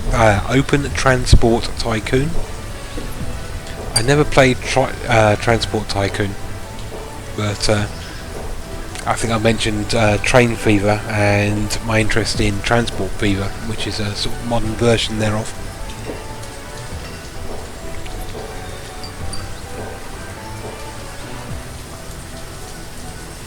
You still here, Ravina? Have you picked up any helpful playstyle tips that will get you past your starvation block?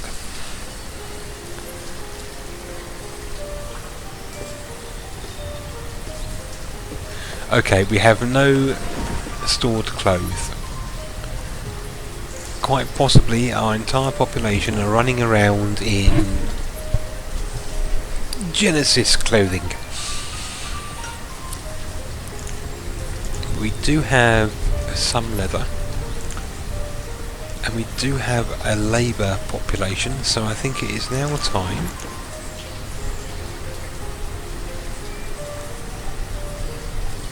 if I can find where it is. Homes and housing, roads and buildings, markets and trades, no. Food and production, possibly, no. A tailor, there we go. It's not particularly quick, so it won't be Taylor Swift. Haha. We will add the blacksmith again. And I will add a tailor. So it's a sort of game is good for a relaxed sort of thing. My general play style is I don't like feeling rushed at times in gaming.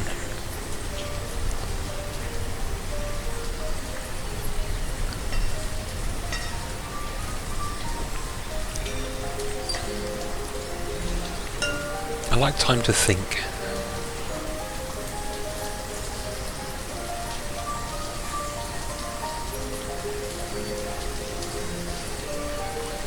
A nice little stockpile there. There's our firewood, stone, iron, logs.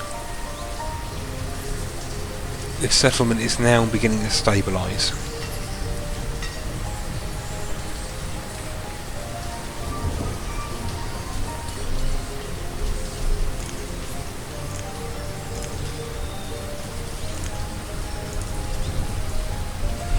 So you recall from earlier. Alright, okay, a bit of a strange route. Our foresters were all over here. Now we've got this building here. They've moved in. Similarly, one of our gatherers now lives in this location. And in fact, I am really tempted to get another house in this sort of area. We'll let these build first. It's not too far away there.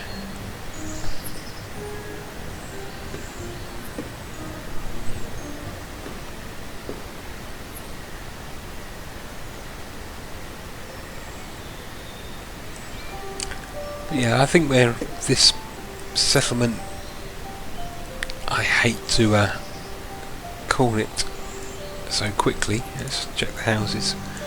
We do have... Oh, that's not a good house. A solo occupant, no wife. That's a good house. Lovely new generations coming through.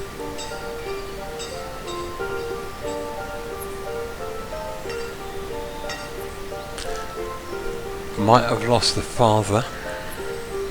I really hope we lost the father, otherwise that's like church scandal. A nice budding family there. Good. That's all healthy.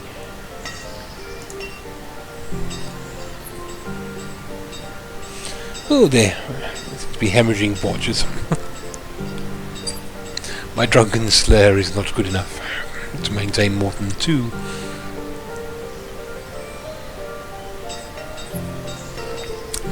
Oh well, that's not the main point. Main point is I'm playing something I enjoy. I'm drinking something that I'm really enjoying. And cheers.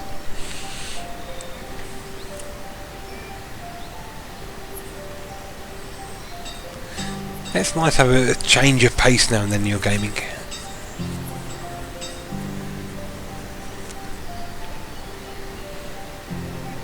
And again, the good thing with doing this sort of streaming style recordings is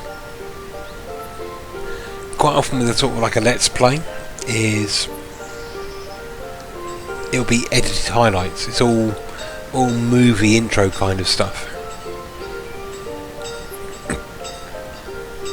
So sort of the streaming recordings give a much truer representation, or at least my play style in this game, and what to expect. I mean, you see all the clips and the E3 presentations of things.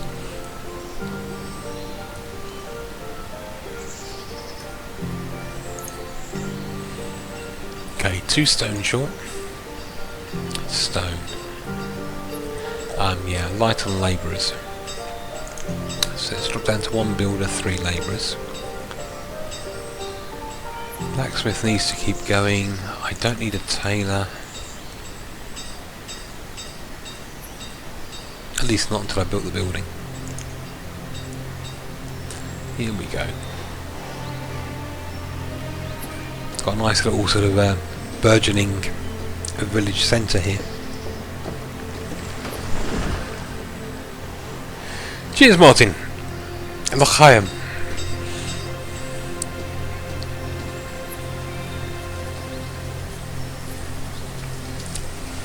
The raspberry mead has turned out rather pleasant. I got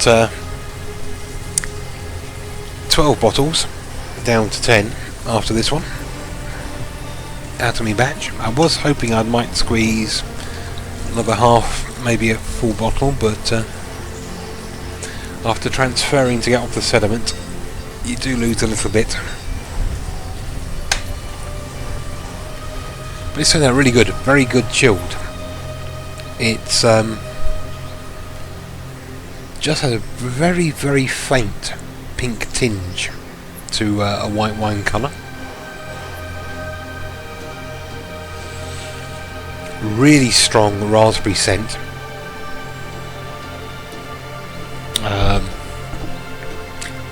Really dry raspberry on the initial mouth, with the zing of the probably pushing 18% alcohol.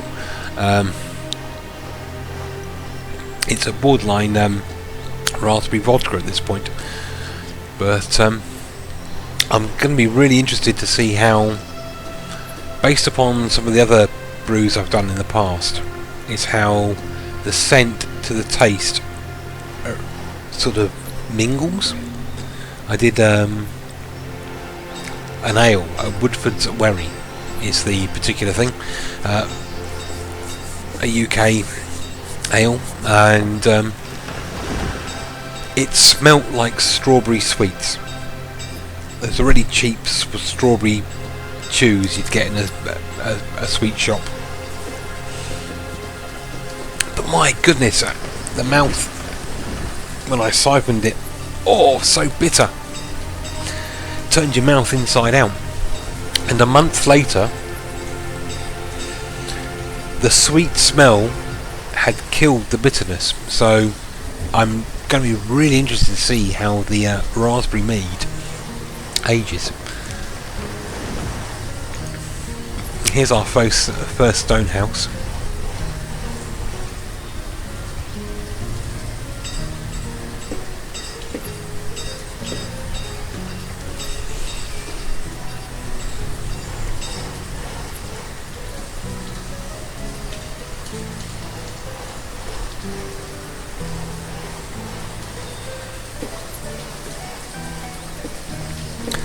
Another one I must play some more of is XCOM 2.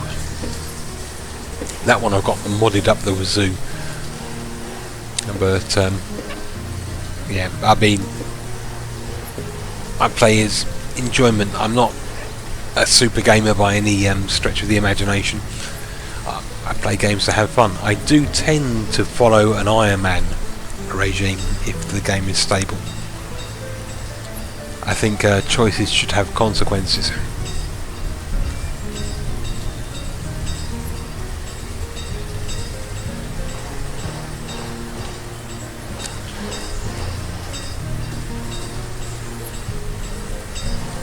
And there's a lot of compared to good old games. I mean, back when we were young, Martin, you didn't get much leeway in games. They just want to take your 10p's and your pocket money in the arcades. Okay, we've got 5 labourers. I need 1 blacksmith, gatherer, put another hunter in,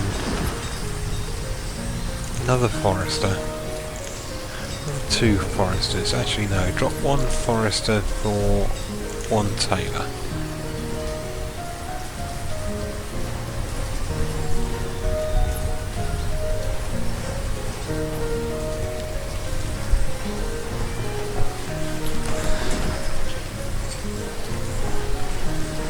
But yeah, I'd like to experimenting with the mead making.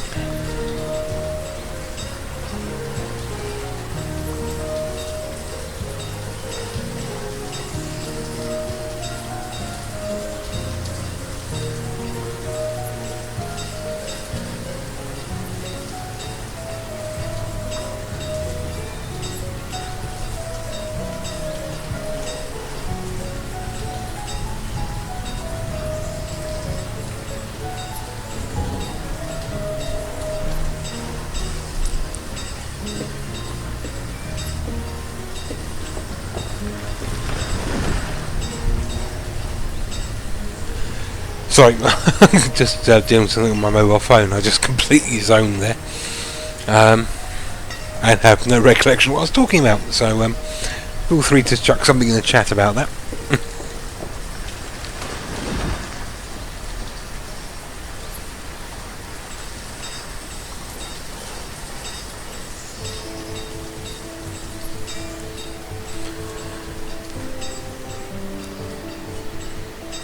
It's quite interesting to see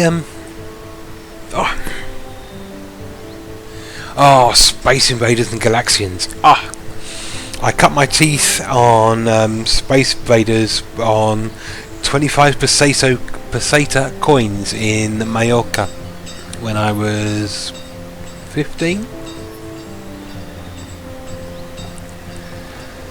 Might have been 15, might have been the year before, but it was the same year. We were there for New Year, and I've always looked a lot older than my actual age. Fortunately, I'm beginning to equilibrise these days, so I don't look quite as ancient as I could do. Hair dye helps. And back then, I was checking this table, and I basically drank a bottle of champagne. And the New Year chimes, you had a bag of grapes with 12 grapes, 1 grape for each chime.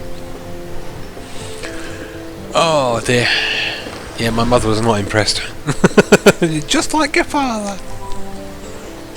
Okay, food is a concern.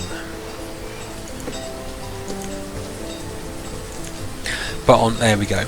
On housing creation, it takes a little while. So we have no food stores. 1 hungry location.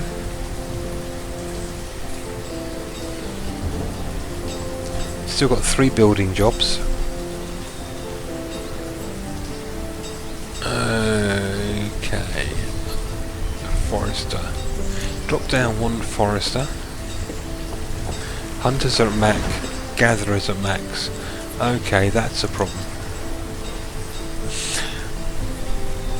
The thing is, when you build a new house, is they have 0 in the larder, so you get a massive vacuum on your food resources, so you get a big drop.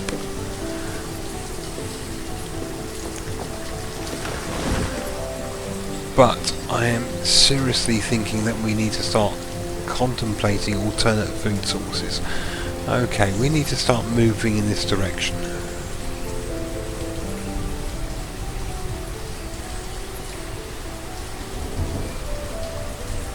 So with that in mind, we'll take a dirt road.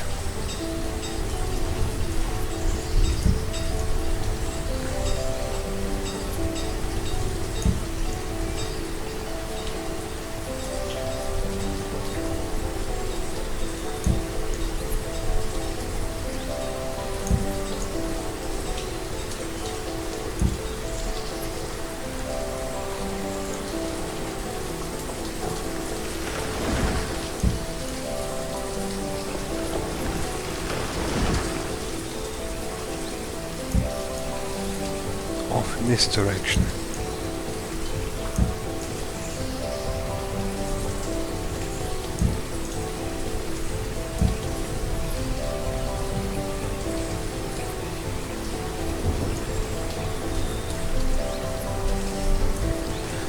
Okay, bridge.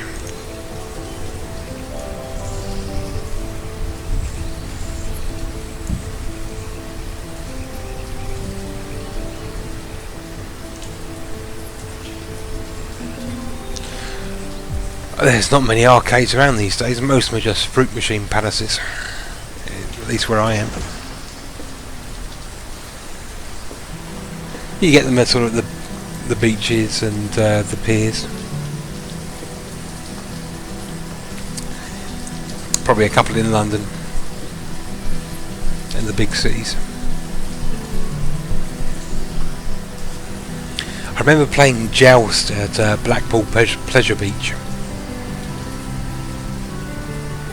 Had that on. I wasn't sure if it was the Electron on the C64.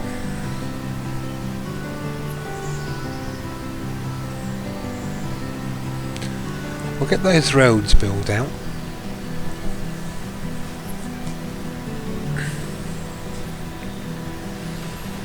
Let's get the roads and the bridge built. I'm thinking fishing zone, possibly houses here and here, and a trade post. So we're going to have like a satellite village at this location. And you can come out of pause.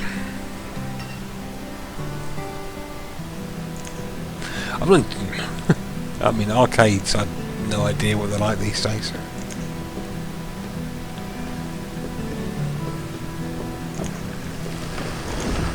Events. You. That's what I'm after.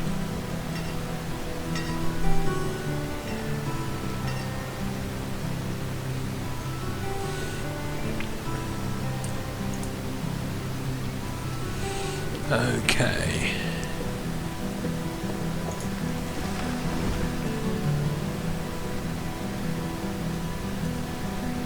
Right, you're making clothes from hide. It just needs leather. These are the basic clothes, hide clothes. But once we get a trader, we can get a sheep farm, then we can harvest wool and make woolen cloaks.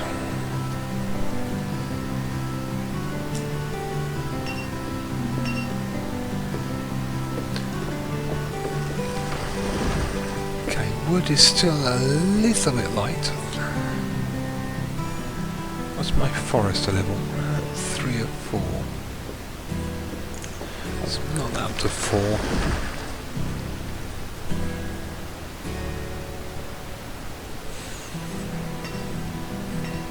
I have to say, I'm probably getting a little old to hang around arcades without maybe wearing a dirty trench coat and grab a bag of sweeties.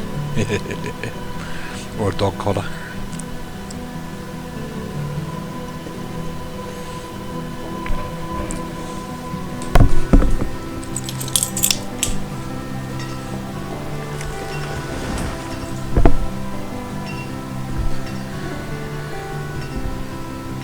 Martin, I think you mentioned the raspberry mead, and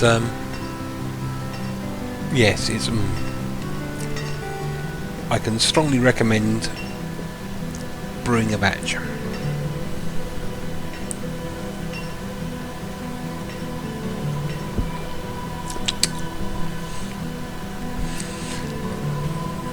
It's kind of fitting, drinking mead with the medieval society.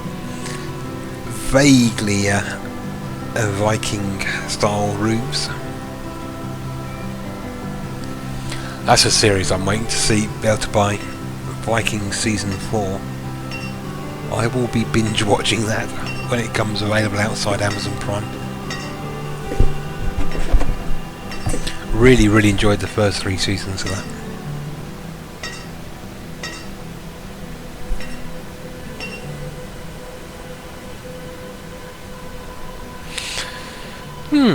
I think Spelunky could.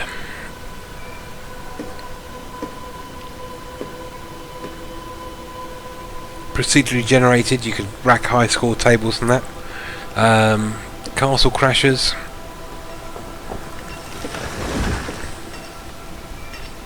I mean, a lot of them are just going to be sort of rehashes of what were arcade games initially.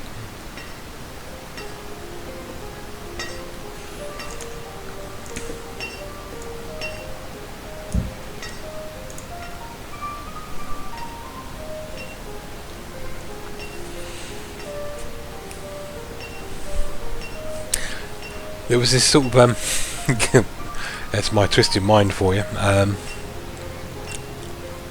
Writing a computer game that the only way you could actually win was by permanently deleting it. It would just spawn level after level after level after level. You couldn't beat the game ever unless you permanently deleted it and prevented it from ever being loaded back on your system. Because eventually all computer games are a waste of time.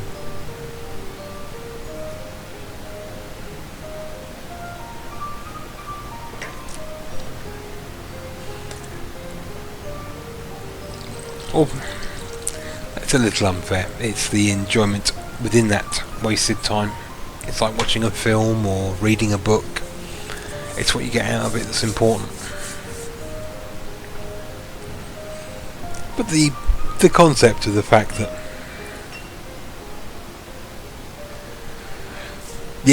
bottles and equipment, relatively easy. I'm Amazon, fantastic source from the UK, Wilkes. I'm sure in the US there are locations where you can get food grade buckets.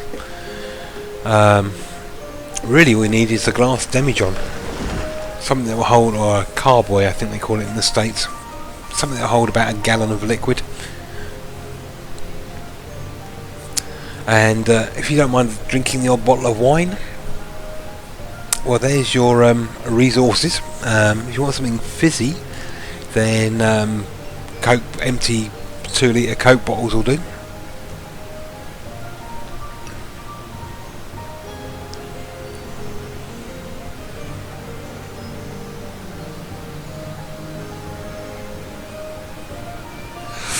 VR.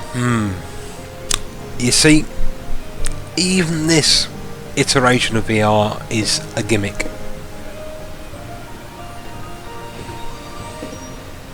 And I've played Elite Dangerous with an Oculus Rift, and yes, it's fucking cool. really cool. But it's a gimmick because it's like 3D TV. It's got the same problem. You have to wear gubbins to experience it. And that's its biggest flaw. You're looking at things like Minority Report, the holographic chess in Star Wars, where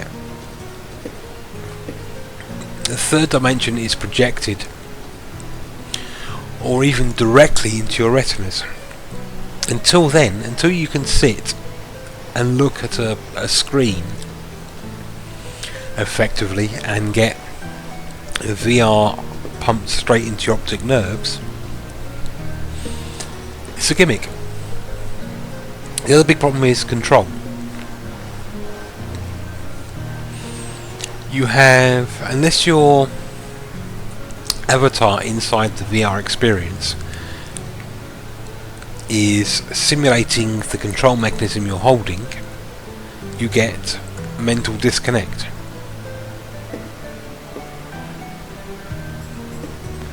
That's not to say it's not really cool when it works. I mean,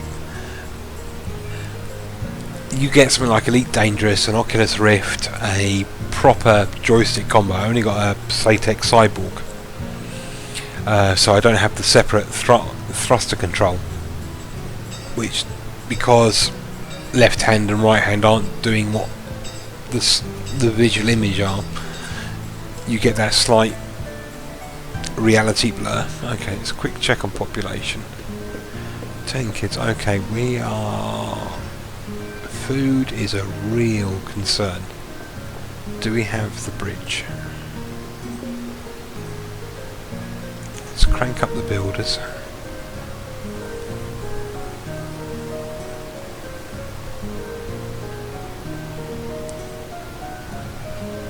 And clear some wood.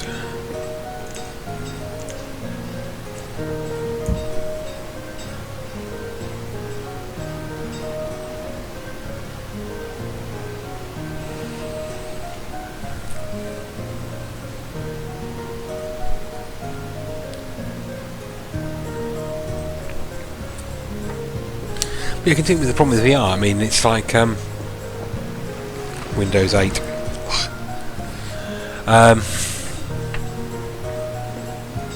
Human interface devising and the weight of the equipment. I mean,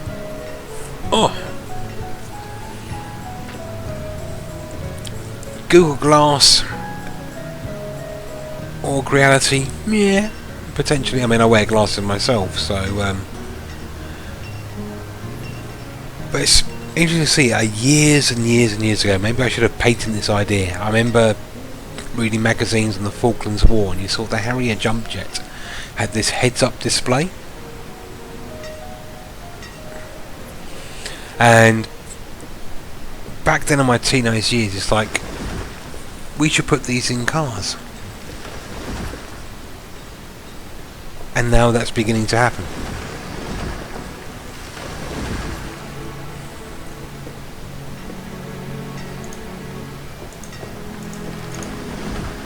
I need a herbalist. Well, I don't really need a herbalist, but it could be. Food is still a real problem. Let's drop one forester. One herbalist.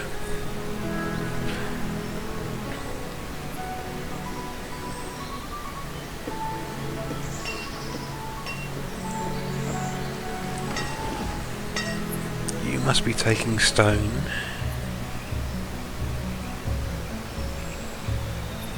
The bridge I requested. Yeah.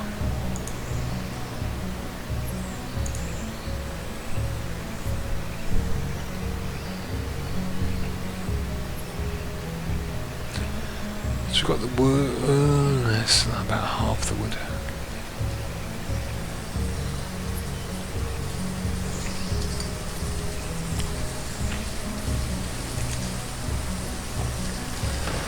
It's quite a long distance for my population to walk.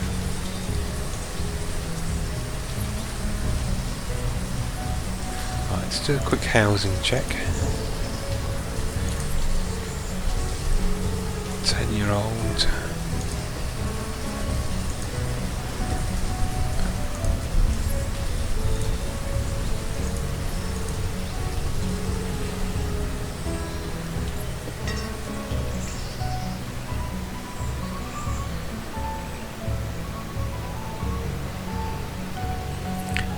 Okay, I think we need a house.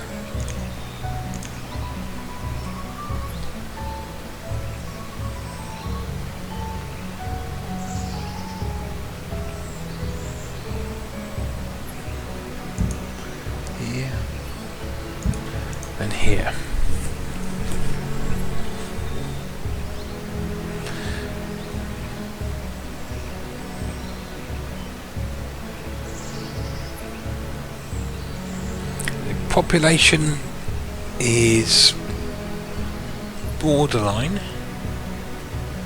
Looking at the numbers, I mean looking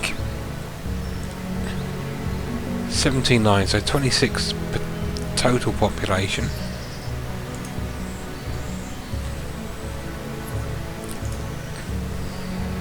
It's not too bad. Look at here. Headshot needs a house.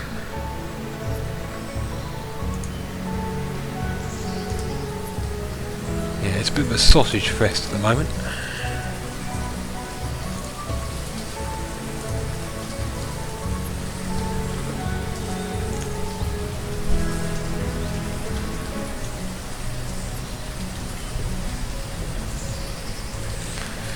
I remember, I don't know if you do, Martin, the old arcade VR cages, I suppose you could call them. Those large ringed areas.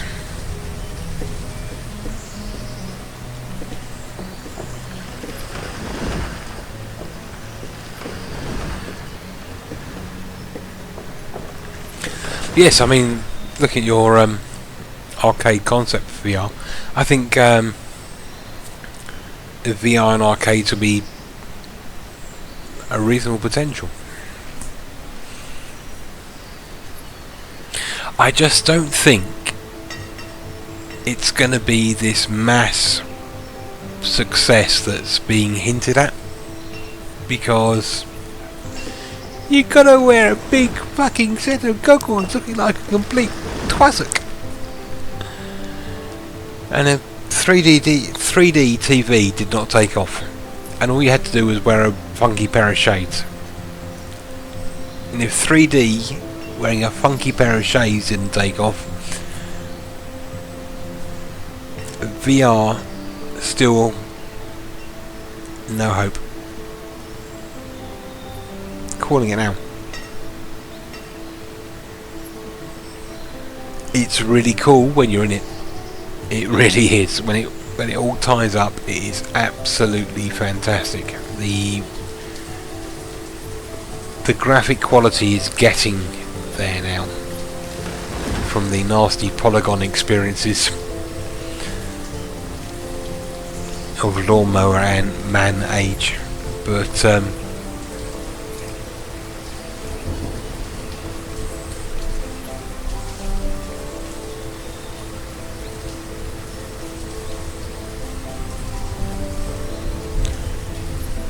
I'm out of stone. That's the holder back.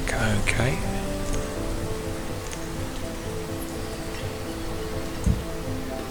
Oh, no.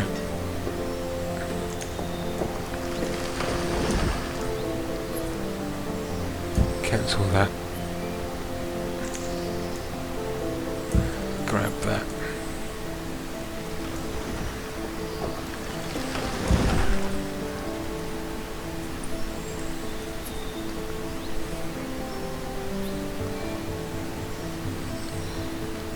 Well, I like this, going back to the mead. This raspberry mead is lethal stuff. But I think the orange zest is still my favourite. It's a little sweeter, so it didn't go quite as mental. It's still 15-16% alcohol, but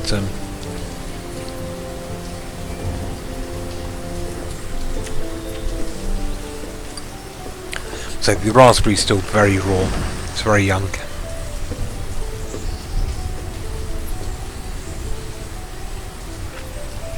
But it definitely works.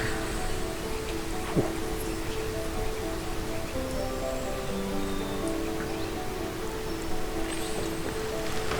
Okay, population is still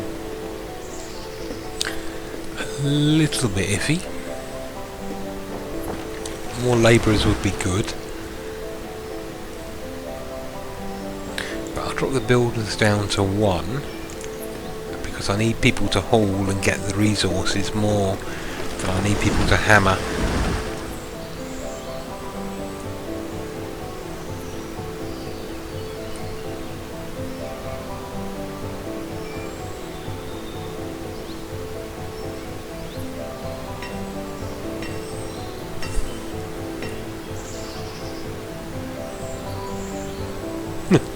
That's it though. Everyone in the room has to put on a super heavy set of snow goggles, Martin, and that's the problem with the system. If people didn't buy into 3D TV, where all you had to do effectively was wear some polarizing sunglasses, and that flopped commercially and was marketed as the next big thing, a technology that requires the price of a PC as well as the PC for each person wearing it. Let's face economic facts here. It's like not got much of a longevity. I mean, for the niche gaming experience, us geeks and so forth, yes. I mean, I'm nerdy and so forth, but would I buy one? No. It's uncomfortable, particularly as I wear glasses, but it does work. It's cool, but for the price of a mid-level PC, I'd buy a second PC. I mean, Mark 1 eyeball.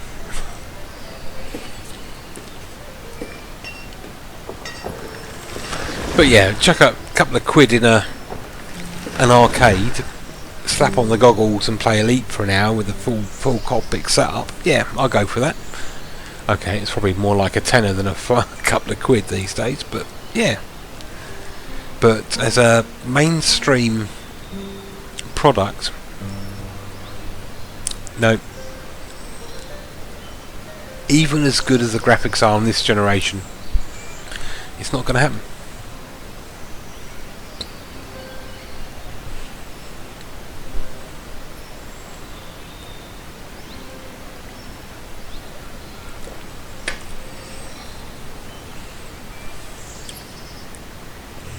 Let's speed up the clock.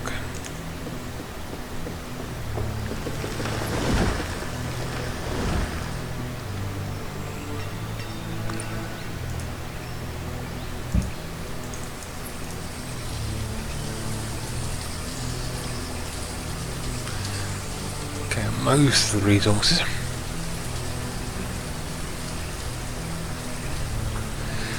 It's still relatively heavy, even Google Cardboard. I mean, you've got several grams strapped to your head.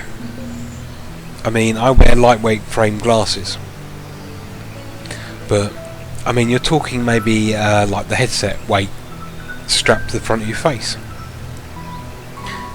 and the irritation of the sealant to your system. What you want is basically a TV projection straight onto your retinal nerves.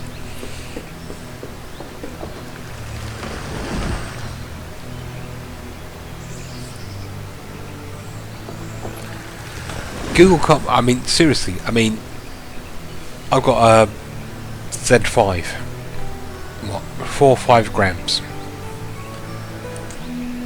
6 grams of weight, maybe with some cardboard, strapped to your head, on your nose, so you've got that drag down on the back of your neck. It will, over a long period of time, become seriously uncomfortable. I mean, carry a couple of feathers in your hand for long enough and you'll weigh your arms down. Until you get to the point where you don't need to wear the technology.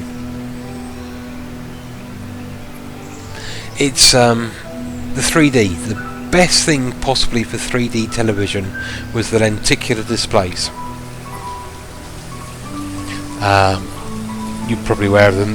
The ones where the screen is basically made up with little bubbles, so you get the 3D effect to your eyes because of the offset position of the individual elements being projected from the television itself. That was the way 3D TV would work at home. The drawback was that you had a really restricted viewing angle with current technology.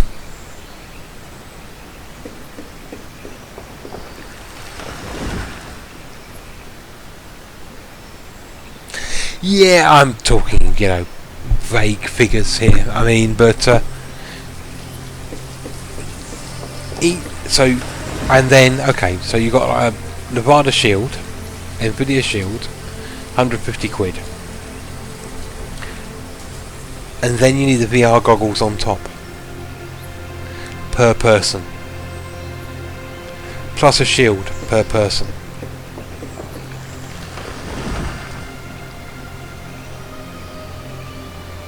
And if a mate comes round and you only got 3 sets, what are they going to do?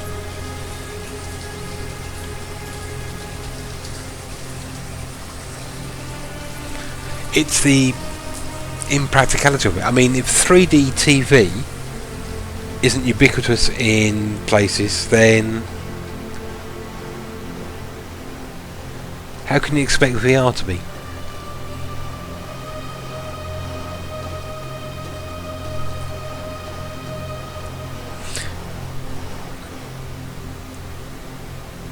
I mean, VR's cool. Don't get me wrong. I think the VR experience I've had have been amazingly cool, and it's really wow moments. But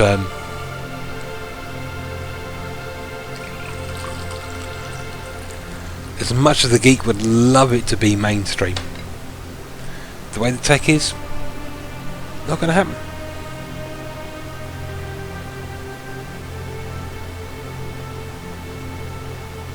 Of course, but then I'm wearing a helmet so I don't die. I'm not wearing a helmet so I can see. I can see without a helmet.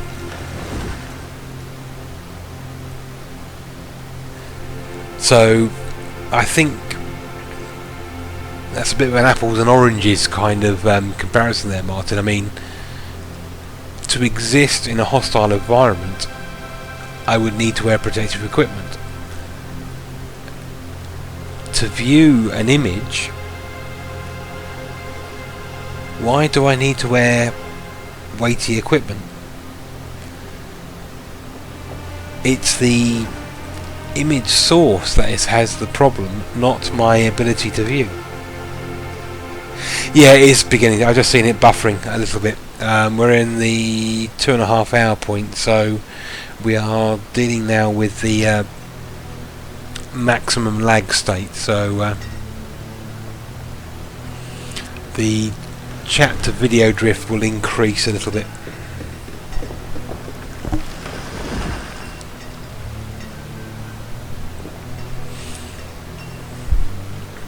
But like previous sessions and so forth, I think this is about as bad as it's going to get.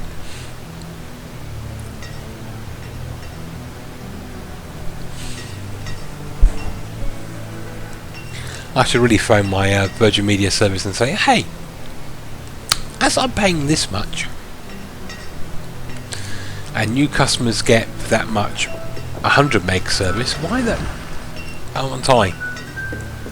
You might note, since I got the Herbalist,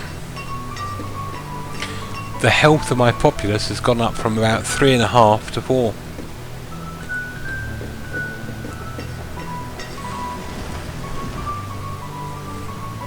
Everyone has clothes, which is really good considering the child populace.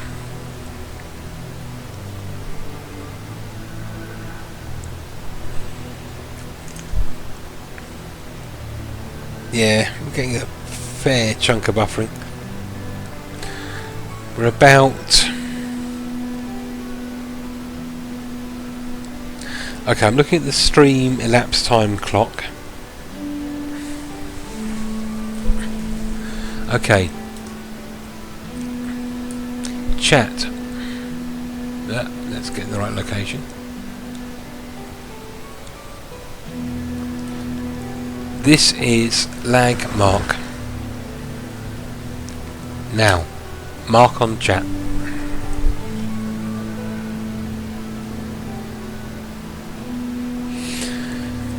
Ah, suspension of disbelief.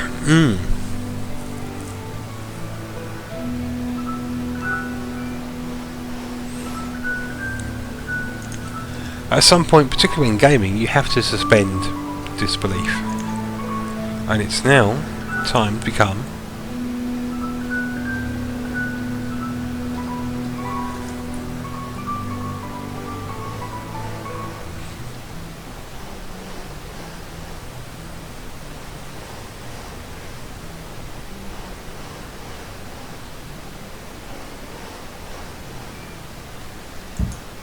fisherman.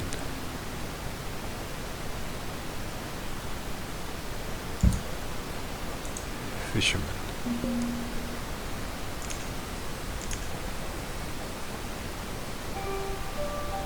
House.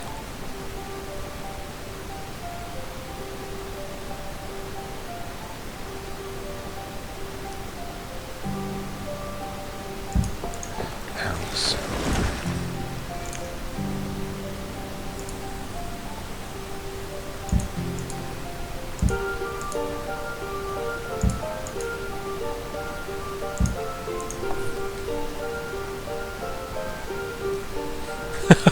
I missed your mark, but yeah, I've got a rough idea from my position.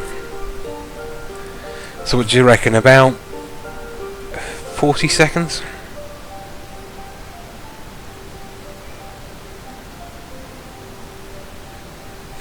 It's not too bad. I mean, it's about 10-20 seconds worse than the start of the stream, so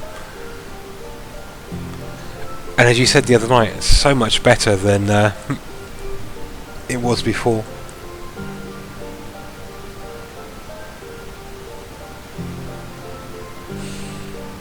Seems No Man's Sky might be a little more popular, but I play games because I enjoy them, not to get people watching them.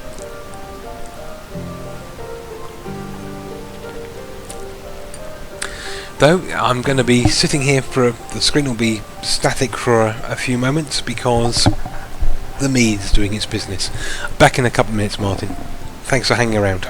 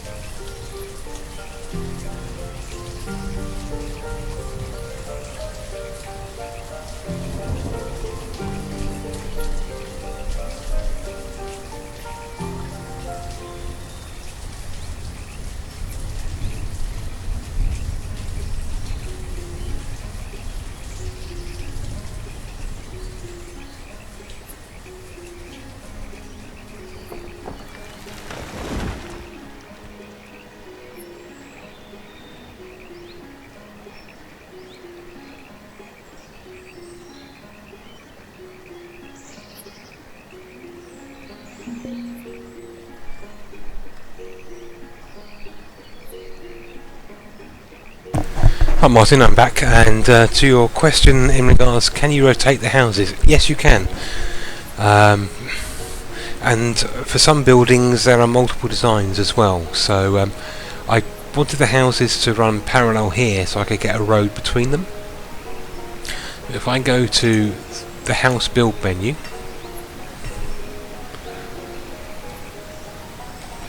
for rotations,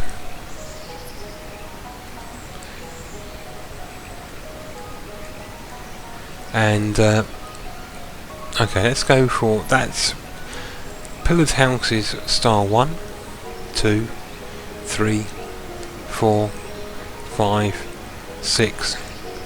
So there's 6 different style of wooden house.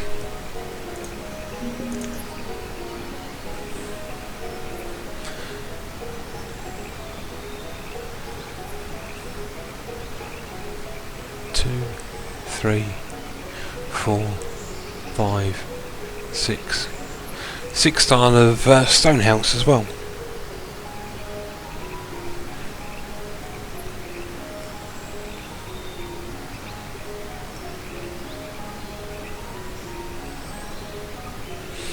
Okay, labourers up to 7, that's nice, so we'll chuck in a builder.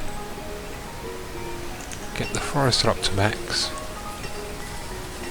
Hunters at max. We will need fishermen.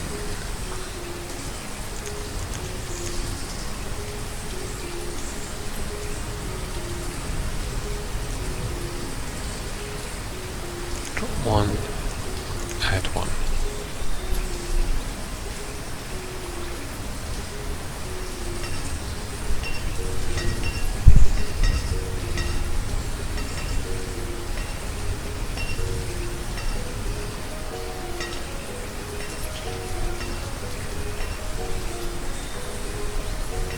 And I'm not certain about some of the resource buildings, like the fisherman huts, if they have varying styles.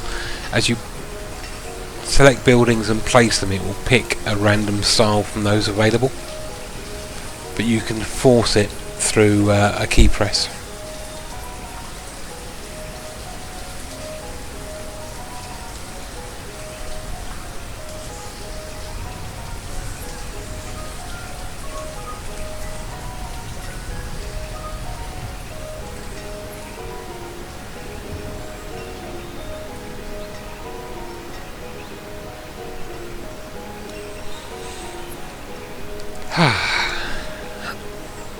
My goodness. I am suitably lubricated. There may be, just to give you a bit of a warning, unfortunately, unless people catch this on the recording, I might not be streaming much over this weekend. I'm hoping to have a job telephone interview next week, so I need to really buff up my C# ASP MVC knowledge, which I'll probably do over the bank holiday weekend. Cross your fingers for me, because it's the first interview I had to suffer, and my first ever telephone interview, and I've not had to do a job interview for nearly 20 years, so, and frankly, and I'll be really honest here, if I get "what sort of animal are you?" I am liable to turn around in a rather snooty voice and say, I'm a human fucking being, a highly intelligent developer and software coder, has got better things to do with their time than answer banal, stupid questions from some idiot that's pulling arsehole questions out of a tombola. And that if you wish to ask me some proper questions, you can call me back again sometime. That's my biggest fear. I am liable just to hang up on a "what sort of animal" style question you are. It's like, you know what? Yeah, you're interviewing me, but I'm also interviewing you as a company. Because until December, I'm not going to be desperate for work. I'm good at what I do.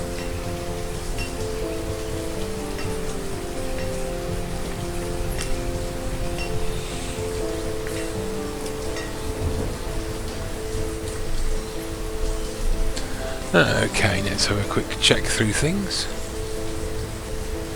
Food could be a lot better. Food is borderline.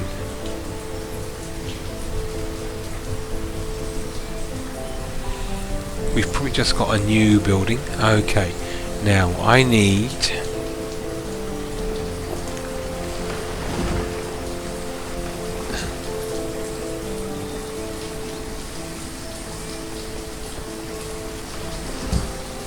storage in this area.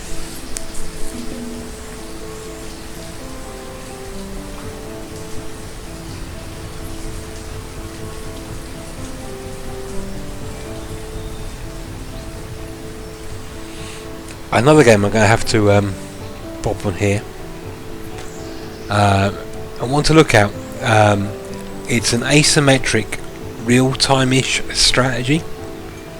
Can't remember the developers, but the game is called AI Wars. Something or other. And the backstory is sentient AI have taken over the universe, and you're the last organic remnants, which are kept around for slavery kind of purposes. So you are a massive technological disadvantage, but you are dust on the shoulder of death. I mean, you are meaningless when you start out. But as you start taking systems, the AI starts noticing you more. So your goal is to take out the prime locations without irritating it enough to the point where it will ruffle stomp you. And if you take every system you can, and you can just take system, if you, in AI Wars, if you take every system along the route, you'll stick the stick in the hornet's nest, and the AI will be in such a position it will just ruffle stomp you. It's a great little game.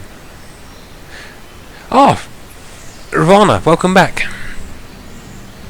What you lost? Me talking drunkenly about various bits and pieces. The settlement has stabilised. Food is a little bit of a concern. We still have a couple of starving buildings, but we've just added a few more locations here. We're just setting up our fishing industry and associated housing.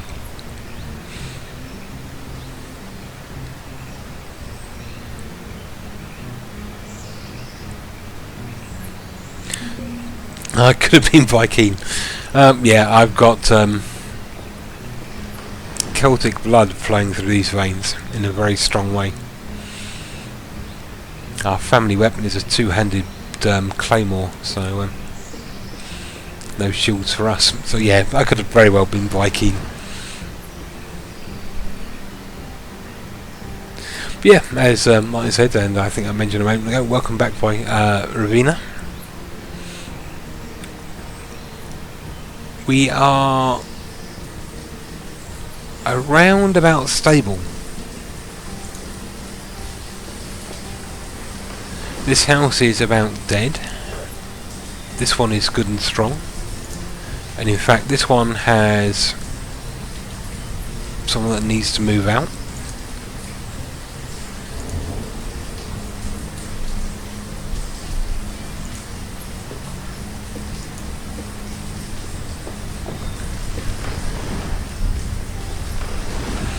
So the I'd probably call this still a settlement rather than a village. Is definitely on the point of stabilisation. The stone, probably need to pick up some more stone if we're brutally honest. And we'll grab some in this area, and I think we'll put a small storage pit here. And then grab some stone, grab a few trees as well.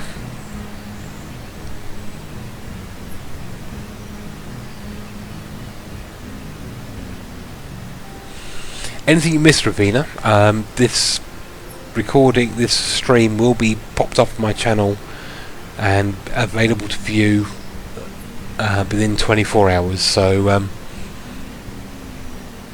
feel free to come back and review my fails and drunken slurs. Jots.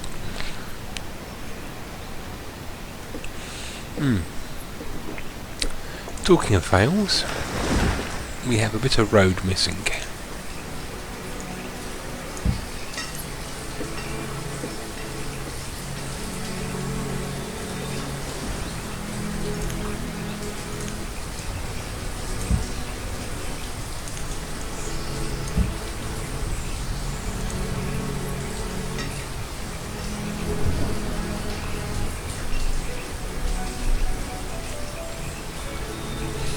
and I will set up a playlist for the Banished videos I do, and I do try and keep the videos in sequential order. One of the things that really grinds my gears, as Pete and Griffin would say, is going across to a channel that has a playlist where all the videos are out of order.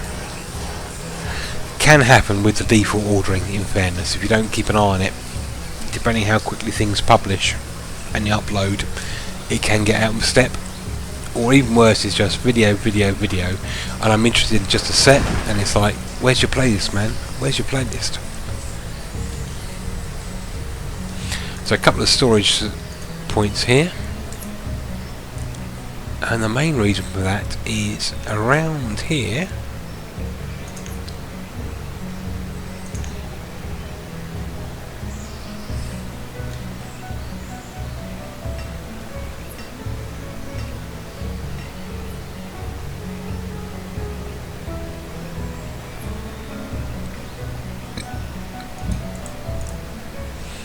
with this guy. Now I'm just tagging the area for now. I don't have the resources to handle external trading. I want to make sure I get the location bedded in.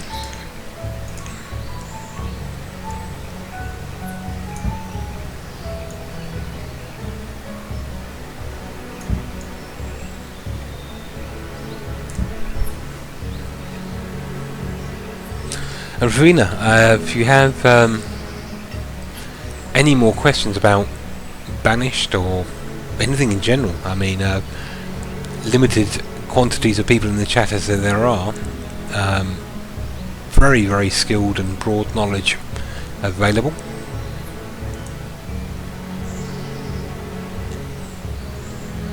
On many subjects. I mean, Claws with Rats is a talented musician.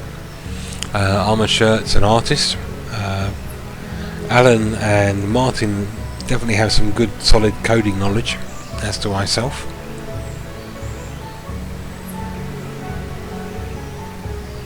So feel free, excuse my slurring and Chris banking. A small dental issue recently. It's resulted in a somewhat cunning sound. There we go, we've got our first fisher person. It's a good location here. You see the yellow circle is where they can fish from, so it's the efficiency of the fishing. So efficient fishing.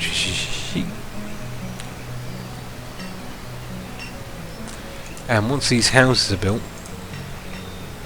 the workers will relocate these locations.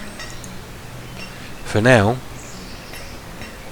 if we look at this, we see we've got a nearby location for one, and the other fish person, when they were hungry, have to go all the way back here. Now after a while, as houses become available for families in this area, those paths will relocate.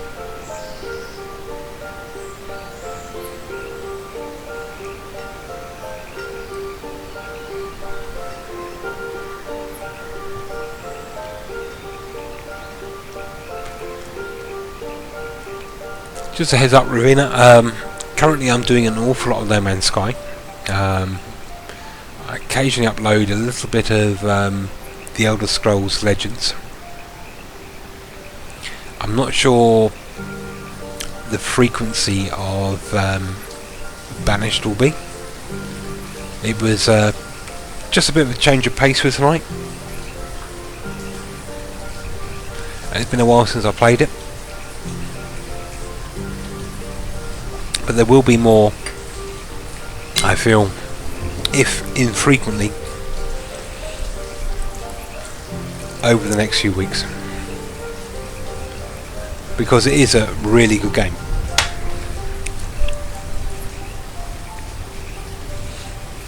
And I'm in awe of the fact that a single person produced something of this quality. You should nip across to Shining Rock's website. There's some nice technical stuff. He had ran into some interesting problems in regards to passing by reference, and the way the Mac was handling that through being unable to pass by reference and having to copy, so pass by value rather than by reference, for the animation of the figures, because he's written his own animation routines.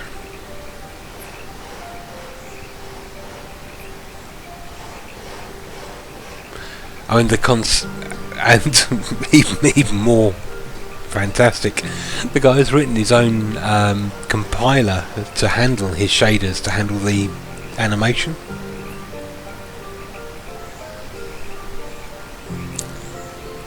As the saying goes, props, man, props.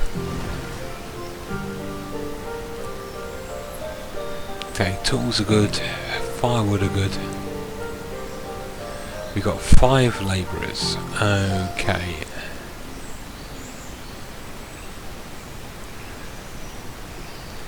We'll crank up to 4 fisher people. Add 2 more builders. Get the forester to max. Herbalist I can hold at 1 for now.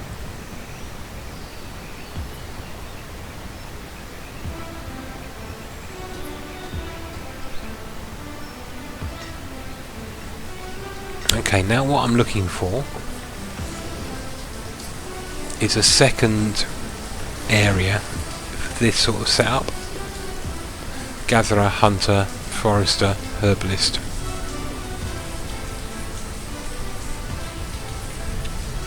And I think here is looking quite nice. Let me look down.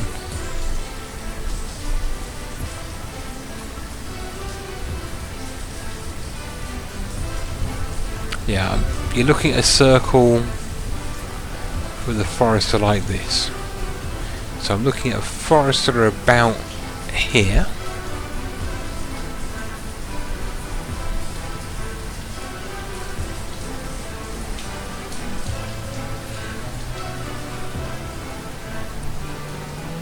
Okay.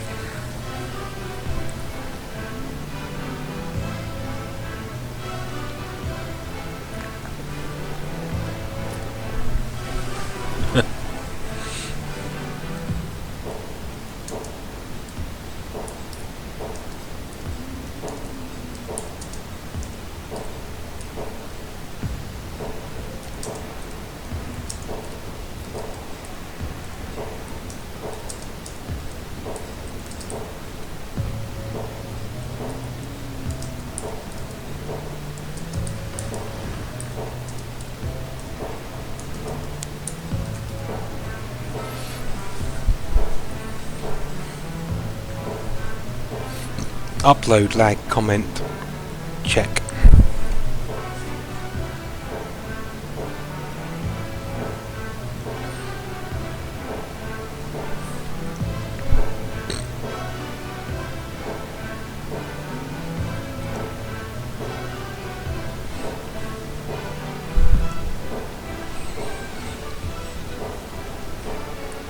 Okay, food is a little bit worrying.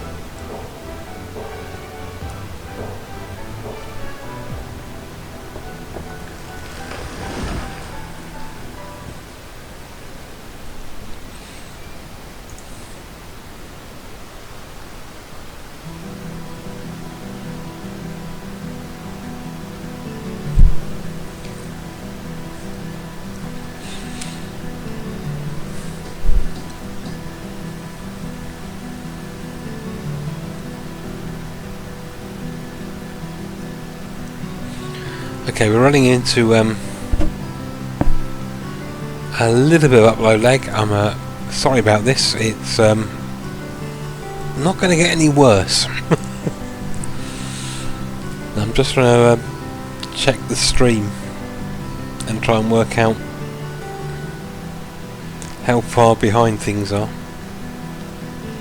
I guess we've cracked into about a minute lag, maybe 1 minute 30, so I'm going to be off with your chat comments for maybe 2 minutes now.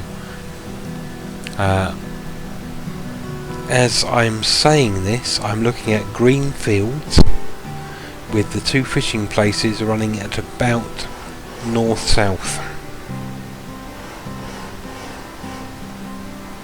and winter is beginning to approach as I circle the mouse in an area, saying I'm looking for a new area such as that, and then looking to the hills to the north.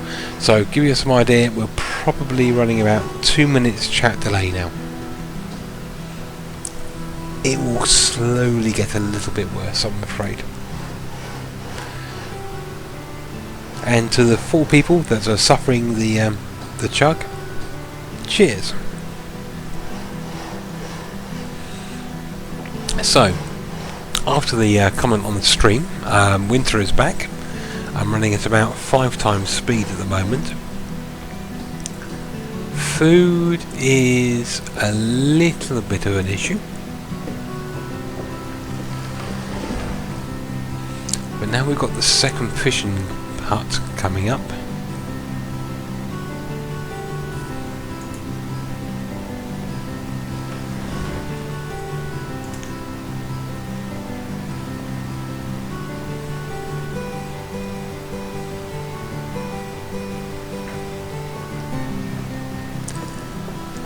Food should improve, and you can see the health of the population is improving.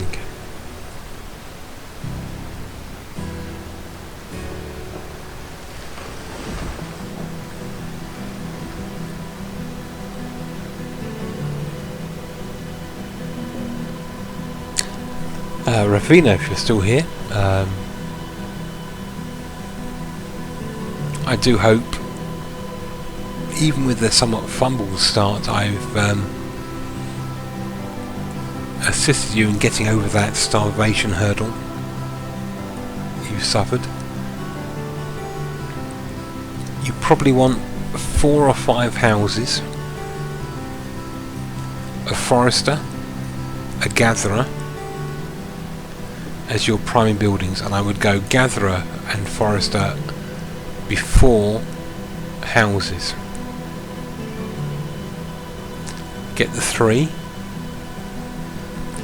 then look at hunter, house 2, house 4, woodcutter, house 5, and blacksmith.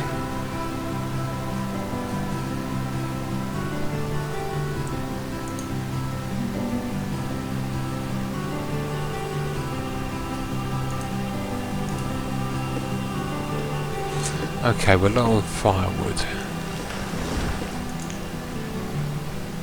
but nobody's freezing, so that's not so bad. But yes, I definitely need a second resource location. So what we're going to do is take a dirt road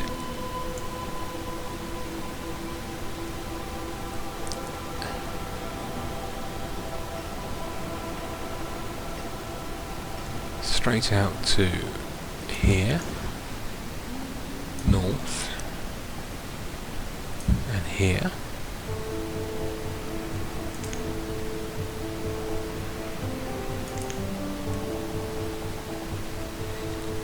Zoom in.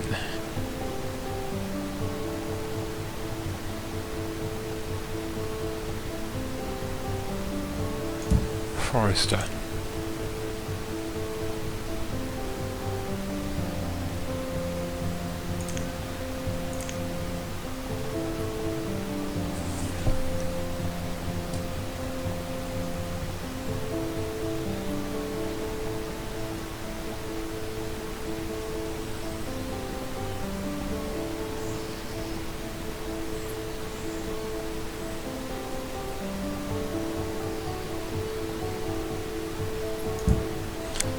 folks.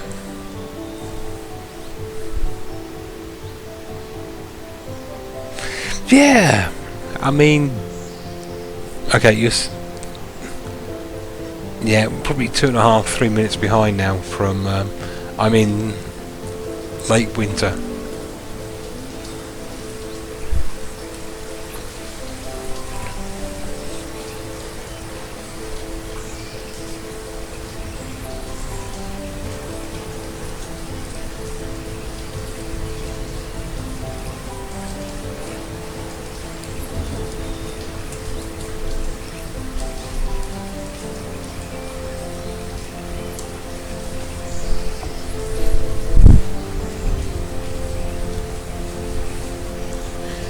I think you're looking at about midwinter to my late winter.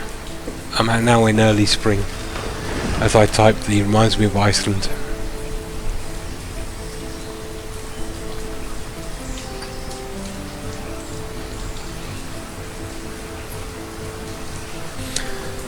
To those silent watchers, feel free to say hi.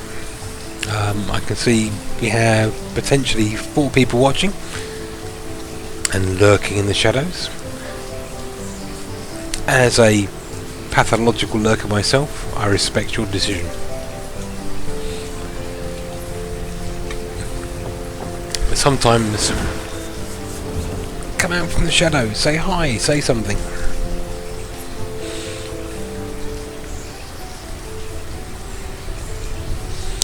We may joke, we may take the piss a little bit, but without good payment we rarely bite. Okay, population 20 something. My eyesight is a little bit blurred, can't think why.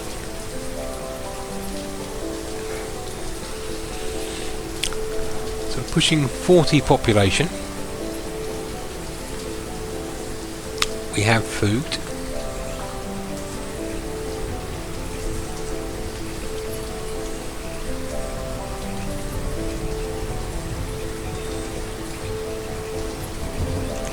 We'll drop round the builders to about 25%.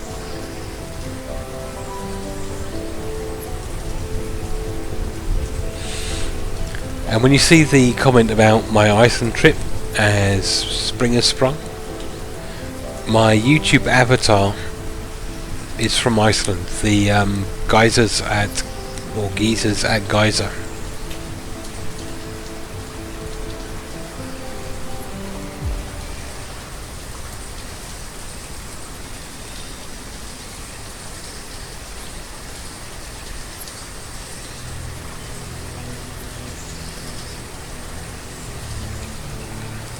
Look at the detail. I mean, it's artistically, this is a great look and feel.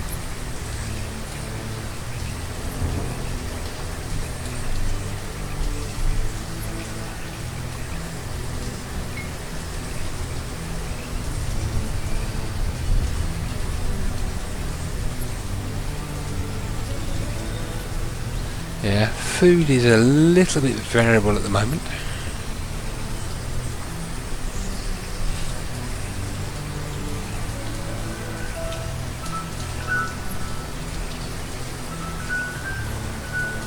Dum, dum, dum.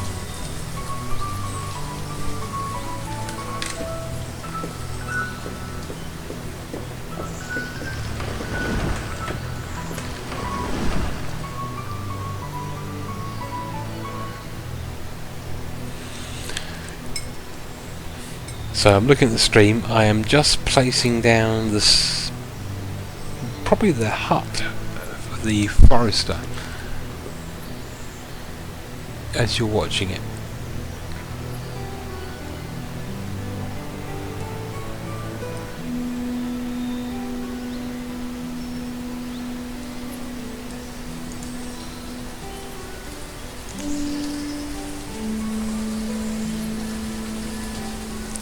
Ah, I've lost a viewer.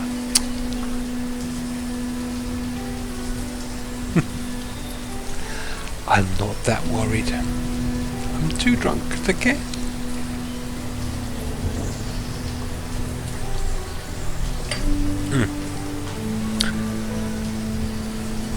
And that raspberry mead's getting warm. Ooh, it's better cold.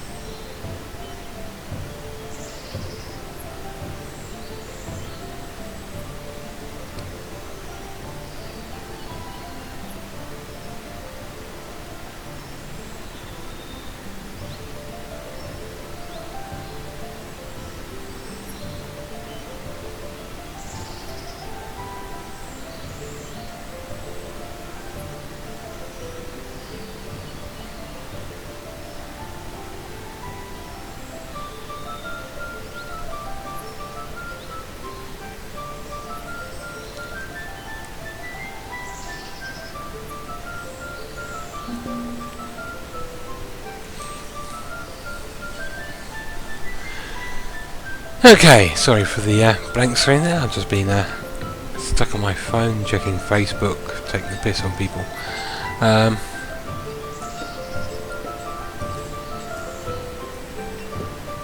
While my brain cells slowly melt from my homebrew. So we have 4 labourers, 3 builders with 10 jobs. I'm happy with that. A blacksmith that will keep things tool-wise sorted.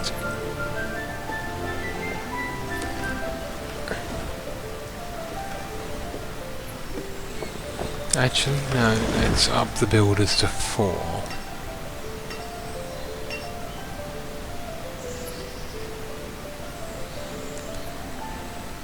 And I'm having difficulty reading. There's foresters.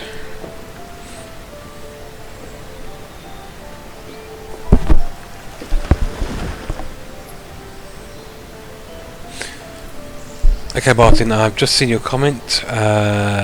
Stream time is 3:07. It really is really impressive work for a single individual. I mean, it's I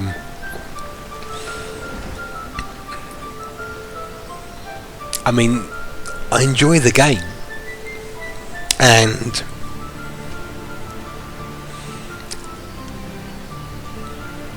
viewing it from a technical coding perspective, this is quality work. The guy is, I mean, I'm not entirely certain if he did the art as well as the animation, but from some of the blogs he probably did.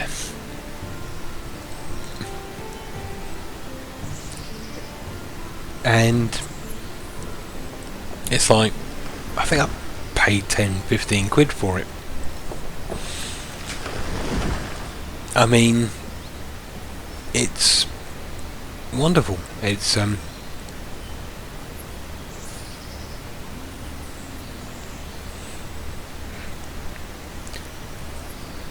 there are,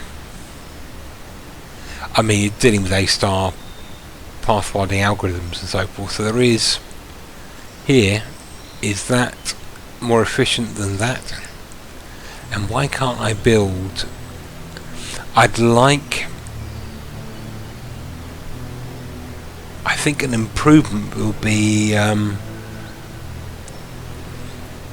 Civ 6 caravans, where roads are slowly built and they will absorb resources to improve. Heavy traffic routes, I mean, if you go for Banished 2, then the pathfinding would create the roads.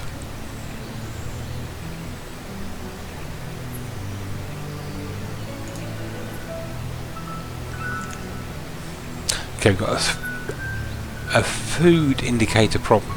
That's mainly because the food currently is all over here. Now that particular problem will resolve itself when this storage barn is produced. So we just need to chillax, crank to time to 5 times, possibly do some stone harvesting.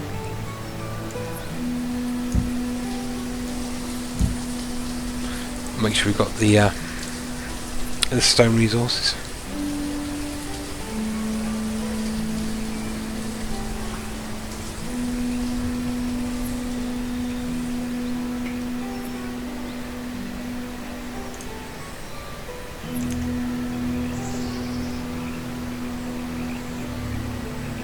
Are you picking up fish? No, you're hungry here. No! We lost someone to starvation.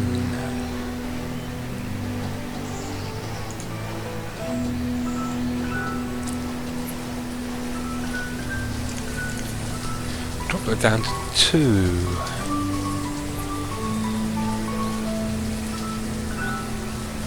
Fishy, fishy, fishy person.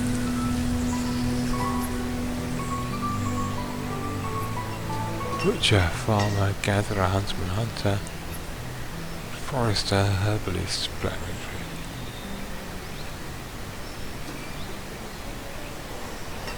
Ah, fisherman.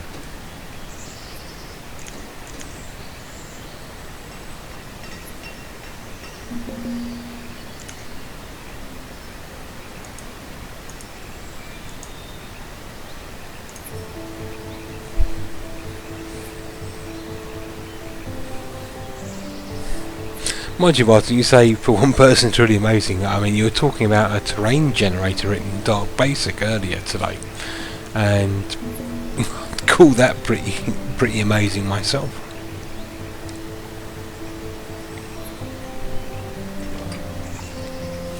Okay, things this side of the location will ease off once this is built.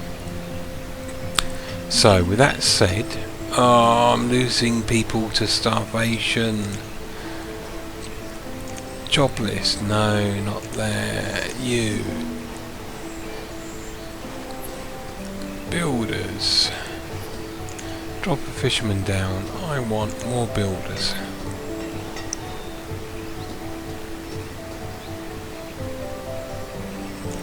Okay, storage barn is built. I can drop down builders, increase fishermen.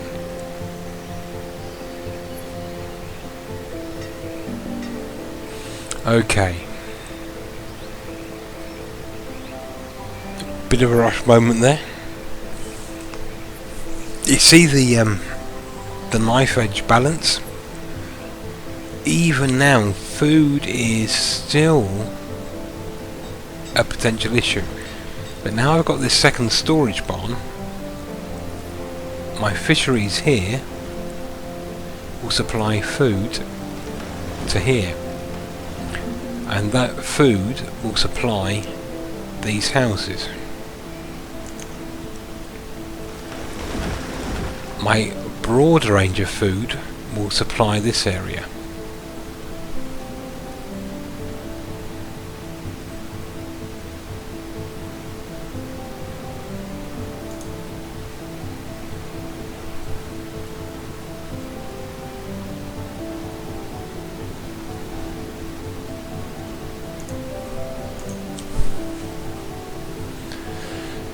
Yeah, we're time dilating.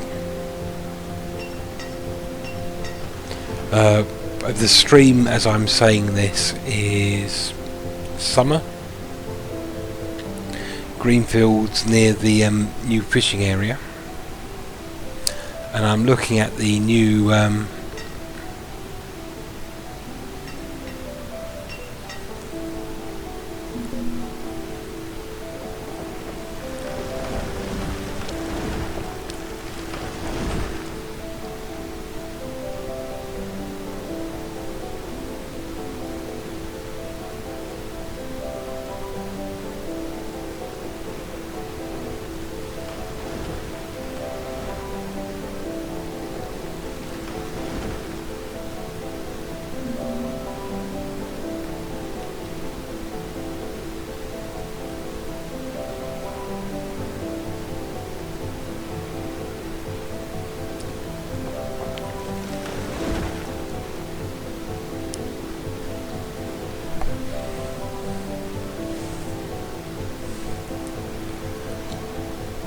so how are these new areas doing? I've got... Okay, stone is a bit of an issue.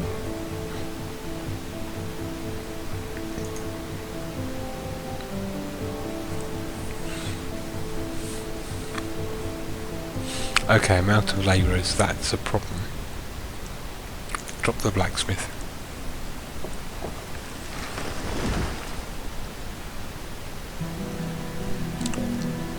And we have clothes, so we can drop the tailor.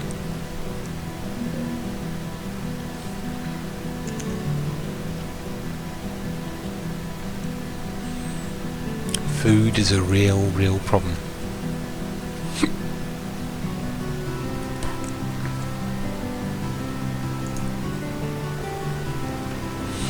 Okay, we need to get a little bit of food in here.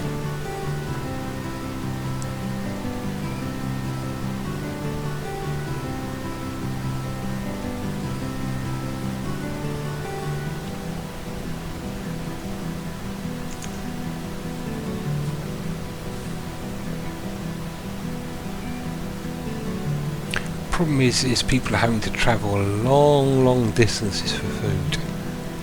Okay, let's run, if I can.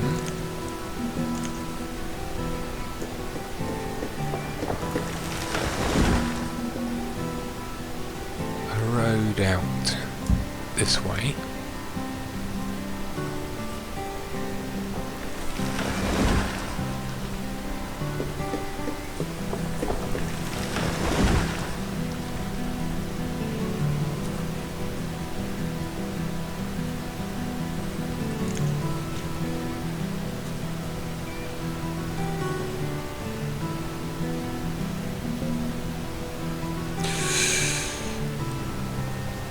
Starvation is a real issue. Okay, I'm going to have to drop a hunter. Actually no, keep the hunter, drop 2 foresters. I need the labourers to transfer goods around, so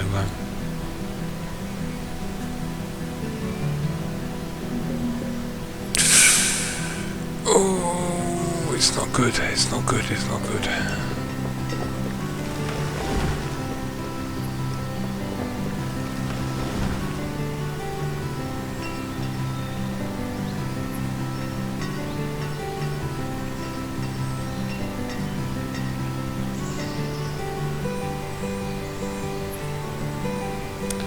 Okay, drop the herbalist. Go for 50% on the fishing.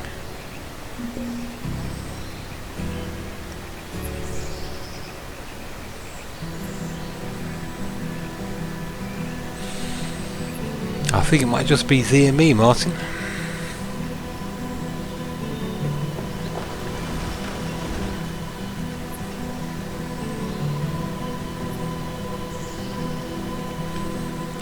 Okay, let's chuck a road route that way.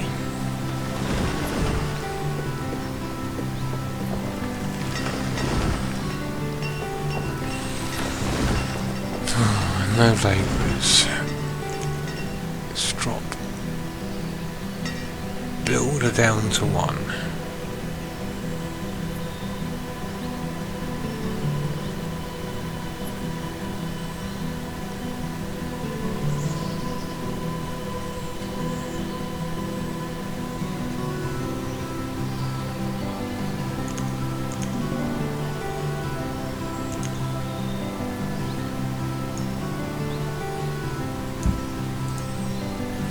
Stuck a little stockpile right next to that.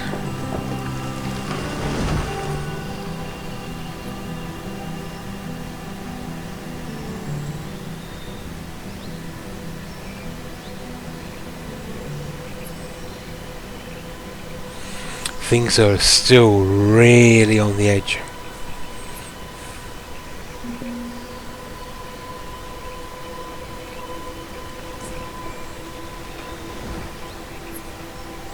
Okay, food is getting there.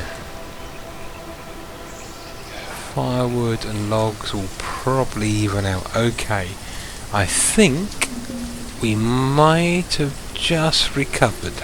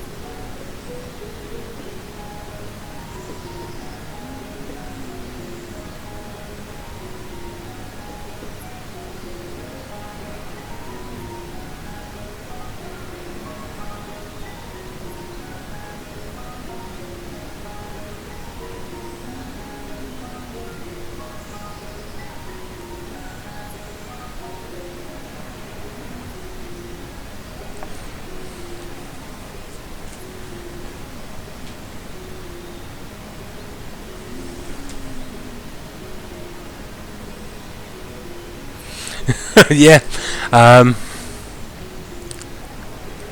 we're racking up a few minutes of lag on the stream, Martin, but I hope that's not distracting from your enjoyment. There's a lot of this game where you need to let it balance out. I'm looking, population is a lot lower than it was. 18 adults, 6 children. My peak was about 40 in total, so I'm letting things stabilise.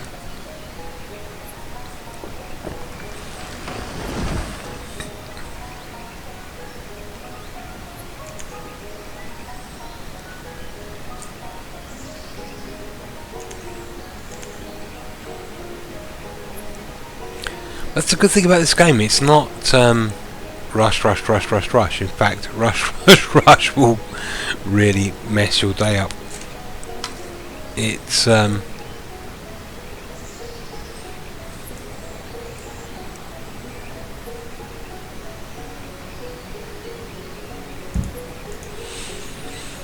it's looking at things and balancing things. Let the simulation adjust.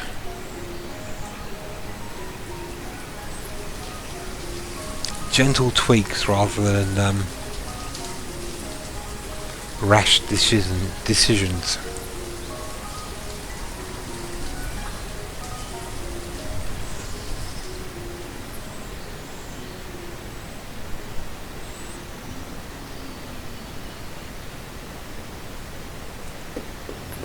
But the my gut feeling now is this settlement is about stable. I think I might need 1 or 2 more houses.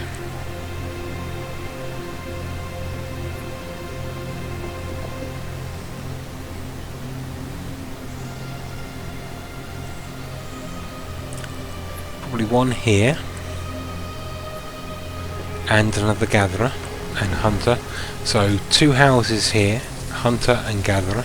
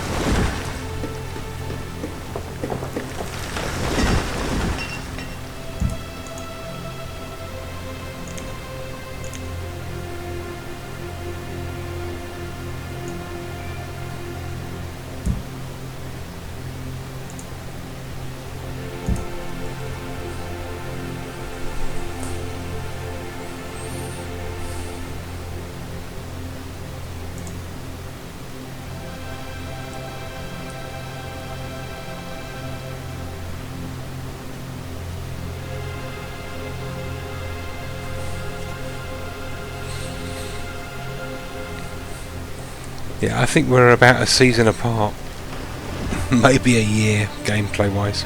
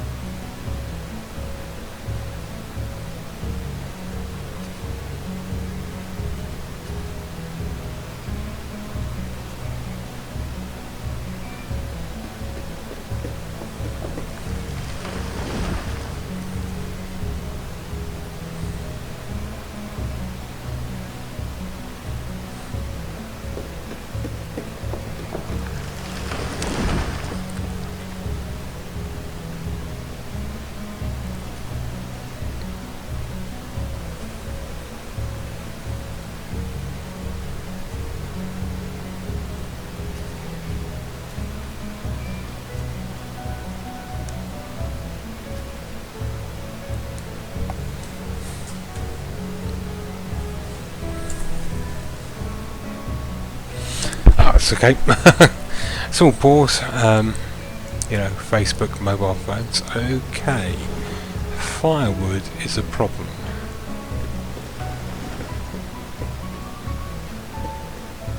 Woodcut, we got one.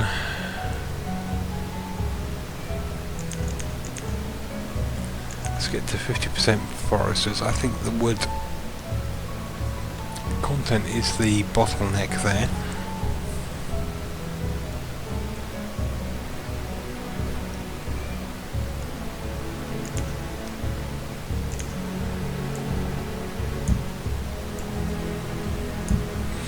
We'll chop down some trees in the local area.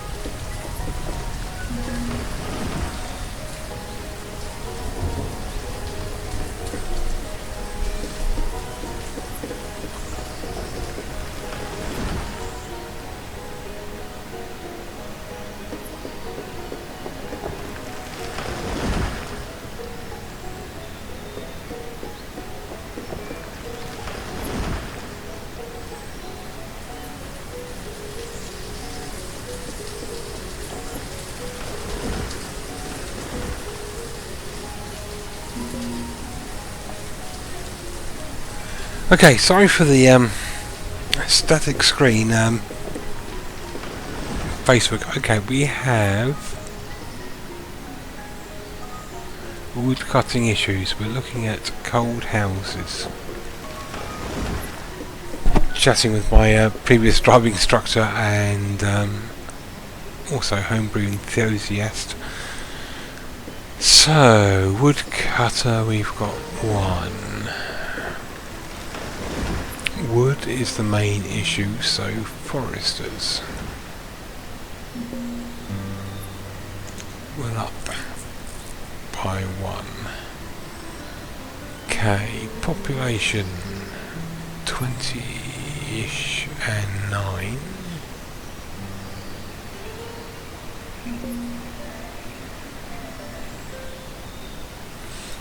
Okay, I think we can go for house.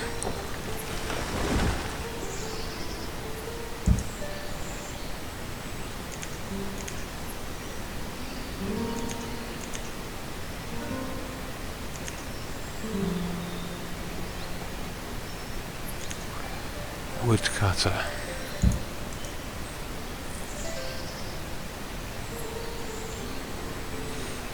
Reasonably close to the stockpile. Now the storage house has a back door, as it were.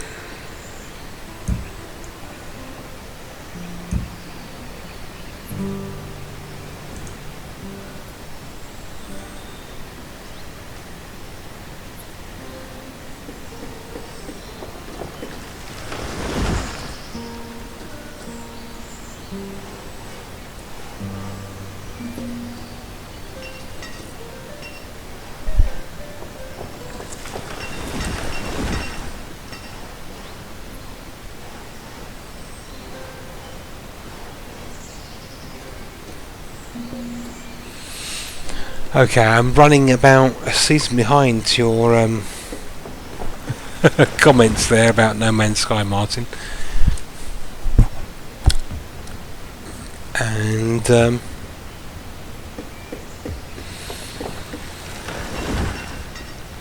I think seasons on a planet is what you're talking about, and that dynamic seasonal change is definitely a missing element.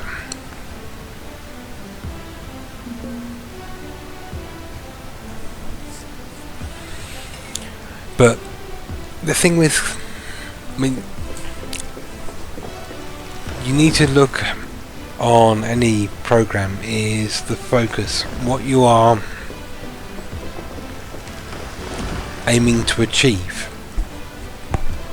Given a spec, a requirement, be your own or from somewhere else,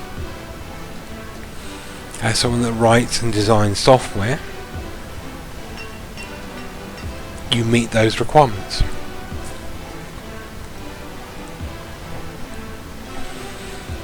And in all fairness to No Man's Sky, as much as we may want differ, No Man's Sky with a little bit of Banished in it wasn't on the spec at any point.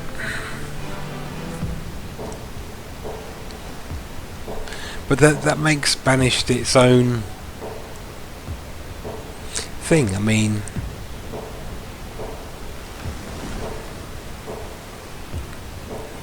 how could we enjoy this if one game rules them all, one game to find them, one game to bring them all, and in the controller bind them?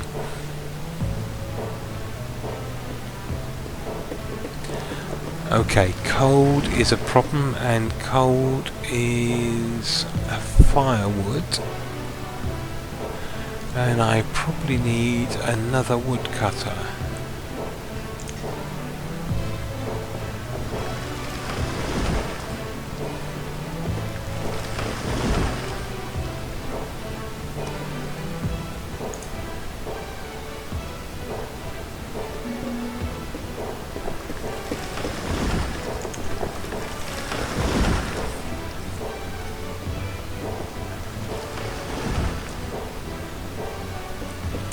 With computer gaming, Martin,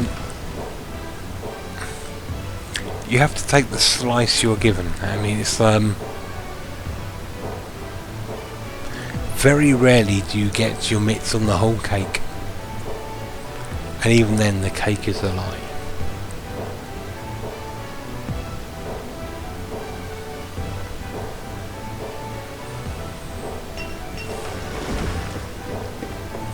Okay, wood's not too bad. Definitely in the new wood cutter as well.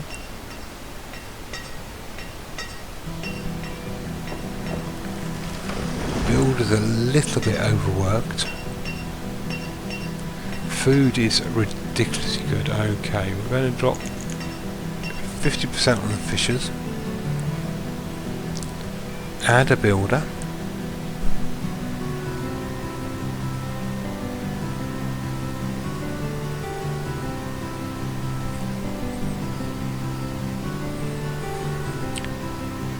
Okay, we're some way behind from where I'm saying this, so kind of pointless, I guess. But I think it's time for me to grab. I've had raspberry. I've had 2 raspberry, and the bladder is telling me I've had 2 raspberry. I'm going to take a quick bio break, and I may be following up with a quick check-up on my orange zest. So, as I say this, it's raining. Let's get to the location where the new woodcutter and home will be, and I shall return momentarily.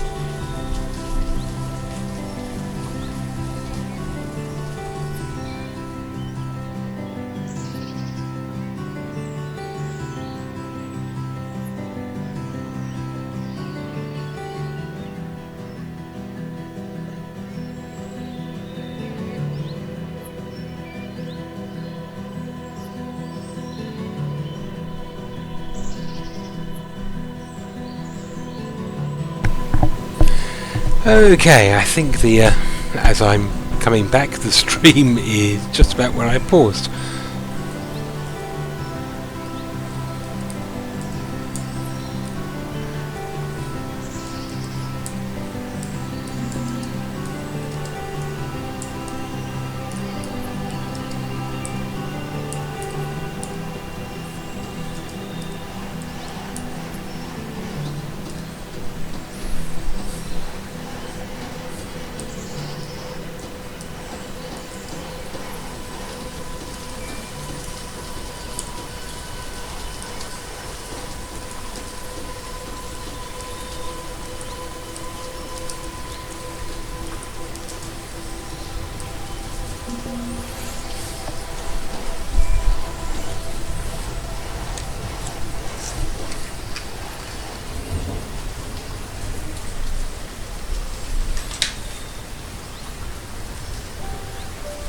Okay, woodcutter, woodcutter, woodcutter. We have 2. Where you have question mark. There we go.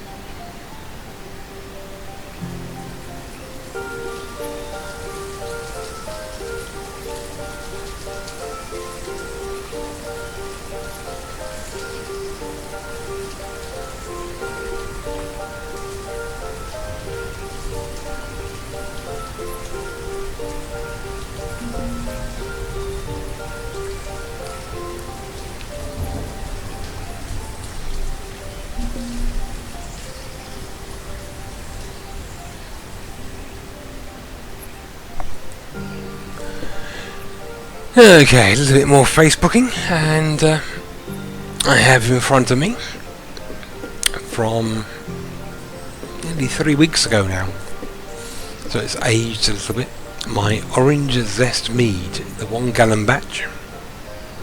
It's crystal clear. The raspberry is a lot more cloudy than this, but this is white wine clear. I'm not sure if you heard the pop there.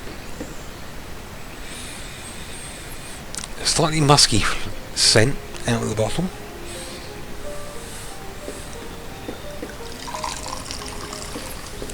A small dash in the glass just to clear the raspberry away.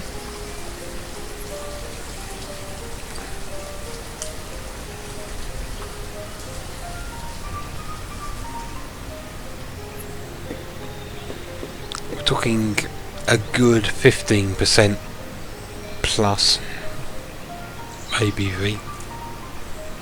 He says spilling it over his sofa, trying to check the leavings. Oh, what a waste of good alcohol.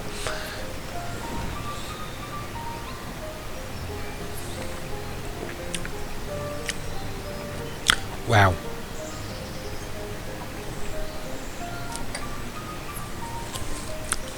This is kind of the thing I'm hoping for the raspberry.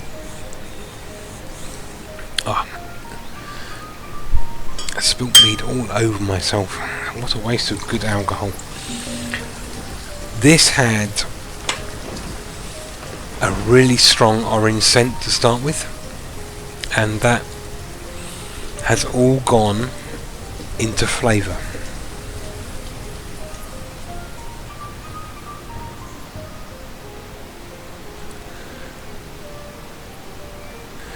Thanks for watching, Martin. I'll waffle on.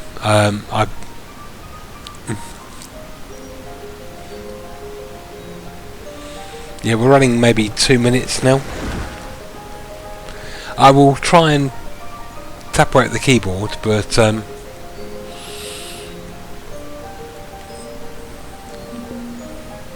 maybe only a minute out of sync, so real-time conversation is a little out of the question. I'm just letting the population stabilise, and So the orange zest mead.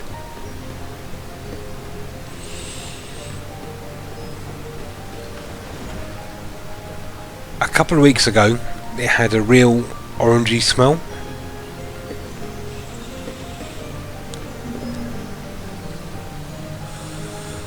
And it's almost no scent at all now.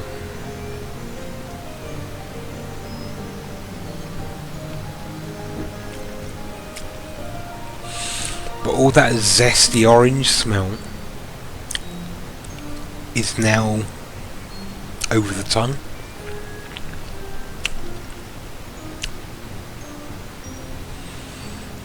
This one is a lot sweeter than the raspberry. It probably finished at 1.01 rather than 1.0.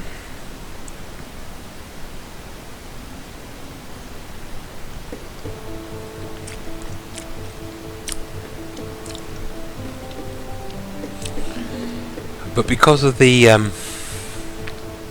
pith, I'm not taking the pith here,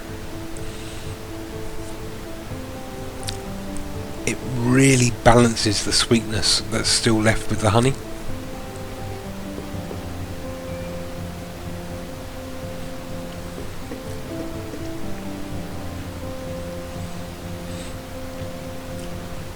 My next batch I've done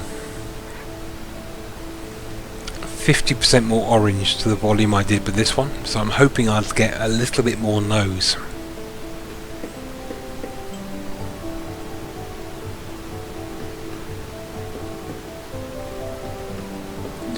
Oh, hang on, Martin. I'm having difficult reading.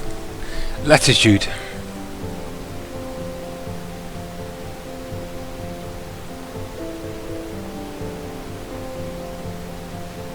Yes.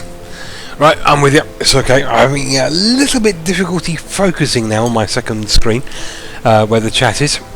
Right. Okay, population is looking good. We'll let things stabilise a little bit. Food levels aren't too shabby. In fact, we'll go there. I can probably drop fisherman down.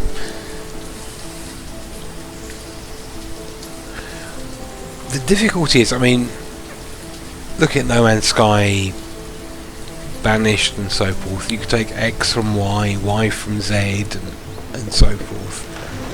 But you've written software yourself, I know you have. And you have to cut to the bone. You have to narrow the vision. You gather, I mean, from my own personal development experience in a business environment, is they want X, Y, Z, and sometimes Z is taking the piss. And you have to say, well, I can do X, Y, but really Z in this version we need to sort of ignore, you know? You need to be able to focus when you're writing software. And in the same way you wrote a terrain generator, did it model weather patterns, global warming from pollution, from people involved? I mean, you have to take a slice through, and that's the limitation of the software.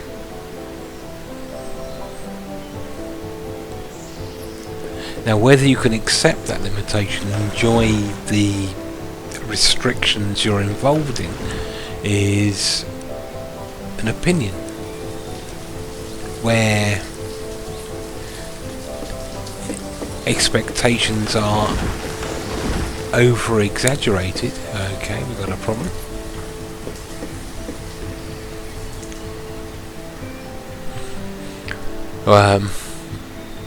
Then that's a different issue entirely.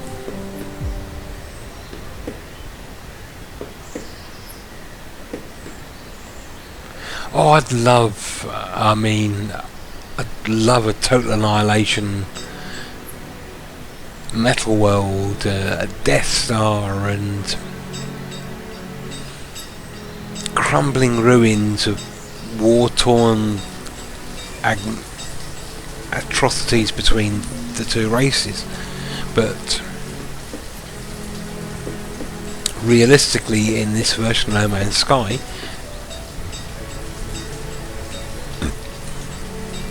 not really going to be there.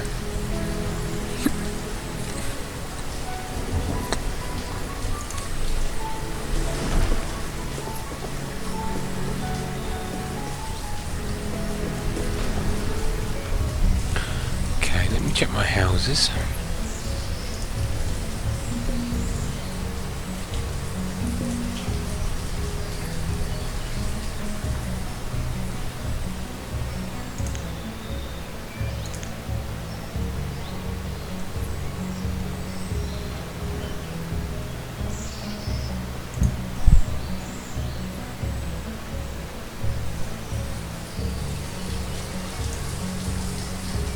A specific game can't be all things to all people. I mean, there are practical limitations to the amount of work a team can do.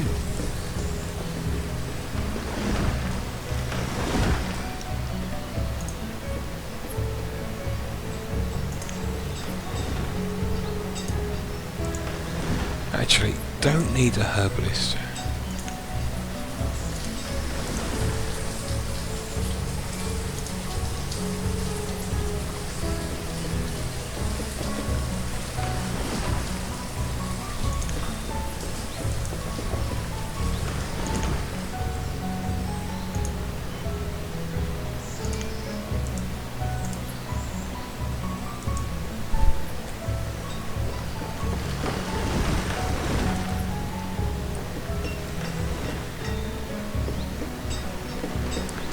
So with any system, be it game, business, you have to restrict the requirements. I mean, there has to be a focus.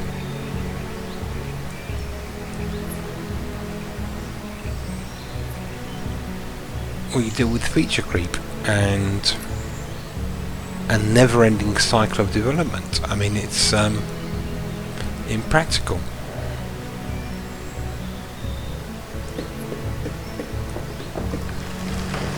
At some point you've got to say no.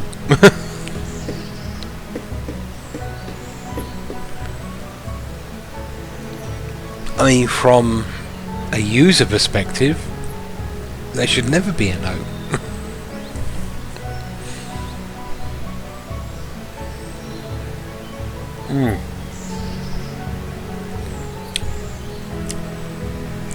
Wow. Yeah, that has really changed.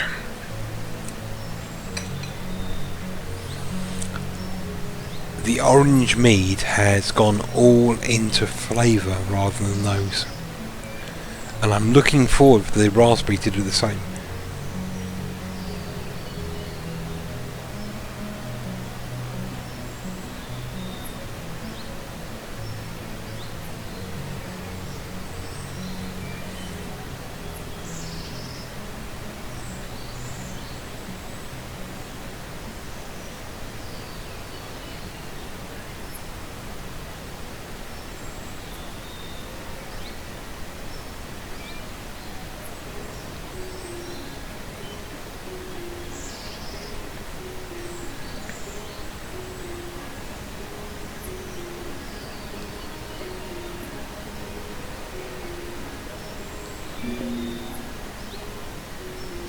I'm sorry, quiet again.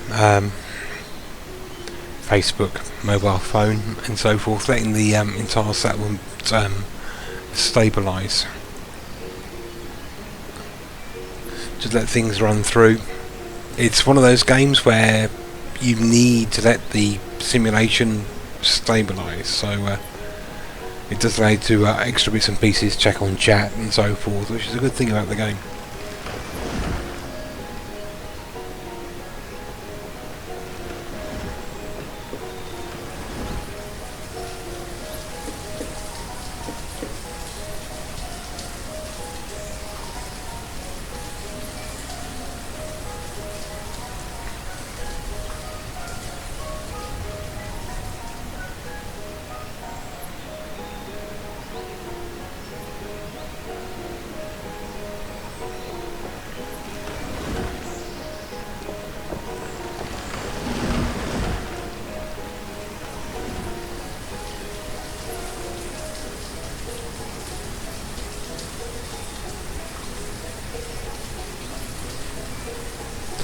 Okay, let's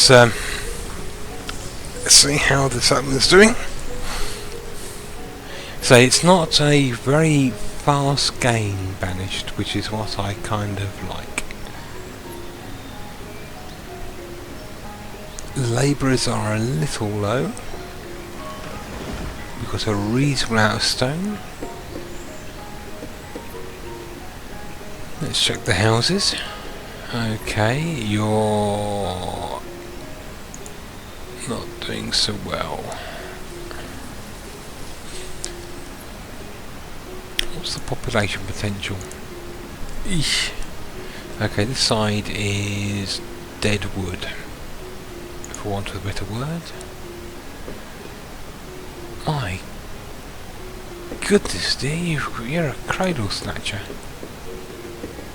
Child, Taylor.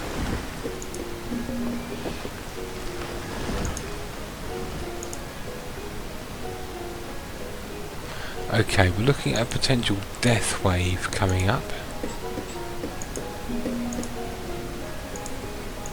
We have a lot of partially filled houses and very little. Okay, so the next year is going to be painful.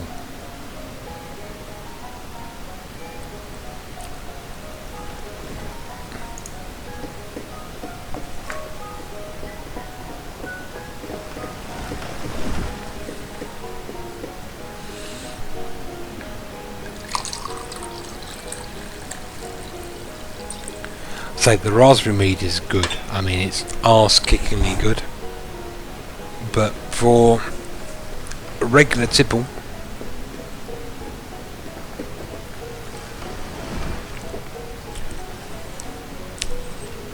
the orange zest is a wonderful balance of flavours.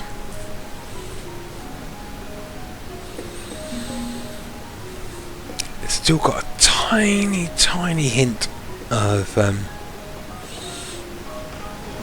zest on the nose.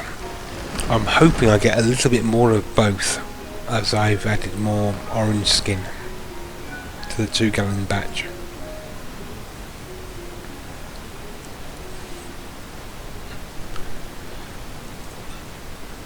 As I say, this is a mead-filled version of Banished.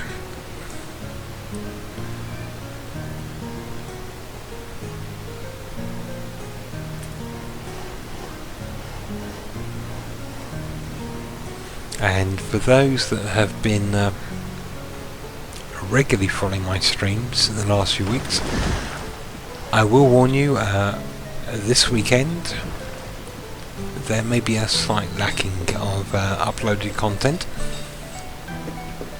I need to do some prep work for an interview potential next week.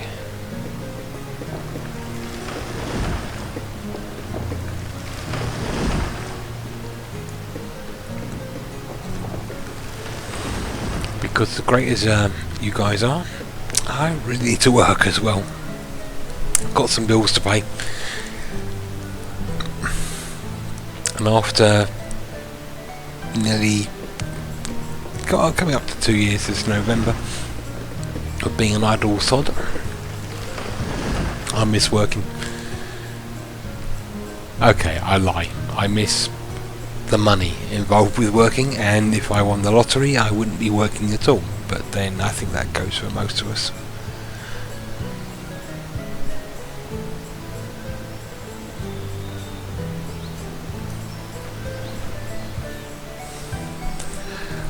What I like about Banished is you can just chill for a bit, let things run. Herbalist is disabled for the moment because population health is running at 4 hearts.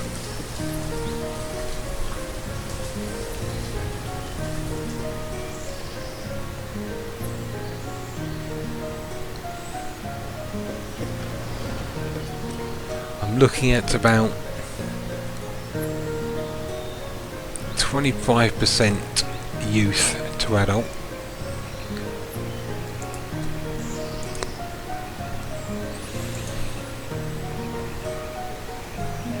That's a dead house. Their effect.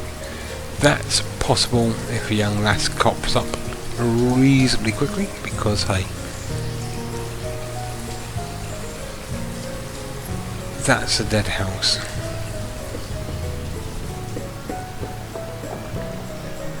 I'm a little bit concerned that I don't have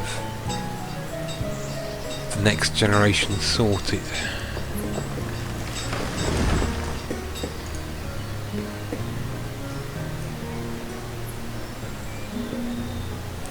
Okay, we'll add a stone house.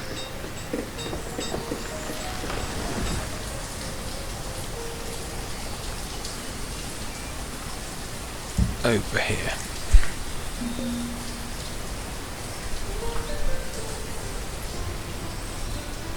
I'll say, Martin, thank you for just sticking with the stream. I mean, it's difficult for us to hold a conversation at this point. But if you have any questions or wish to say something in chat, I will try and move my lazy arse and type away when I see it, or at least respond vocally in a time-dilated manner. But at least the stream's holding. I mean, the watchability, we got a few moments of buffering, like I see now, but as I believe you said a couple of days ago when I got the upgrade, it's an awful lot better than it used to be. And it's cost me no more. And with zero income in, a zero expenditure, all good. I'd like to say, if you're experiencing any adverts on my streams or recordings, as of the end of August, I'm not monetizing my streams, so you have ad block, kick it in. Okay. I use AdBlock myself, and this is not an income source for me, so block those ads, ignore those ads. I get nothing from them at this time. I've no idea if you are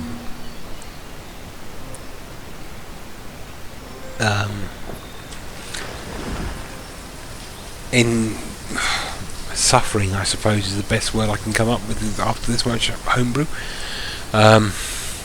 with adverts, but yeah, all of this stuff as of early August or late August bank holiday in the UK 2016, I'm not trying to make money from it all. I'm just recording this complete numpty here playing computer games, partly to build a little bit of chatting confidence.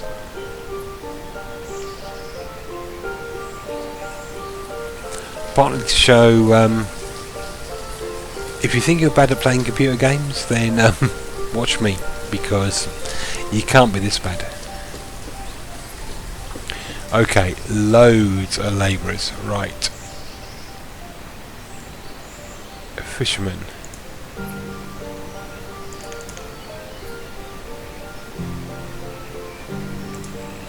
This we unpause. We've got a tailor, blacksmith, 2 woodcutters, max foresters,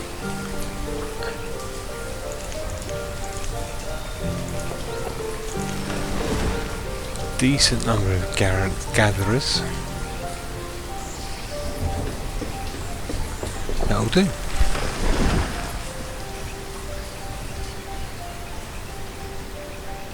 Yeah, the orange zest mead is fantastic.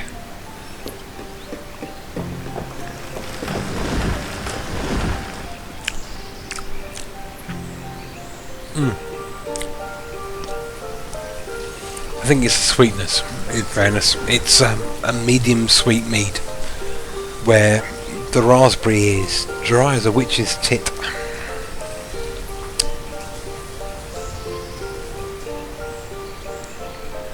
The orange works well at room temperature. The raspberry, at least at this stage, is definitely chilled.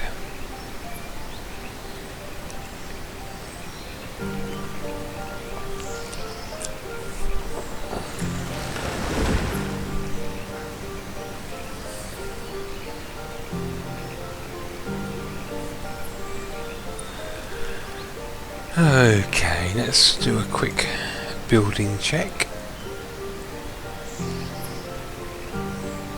Little weird there.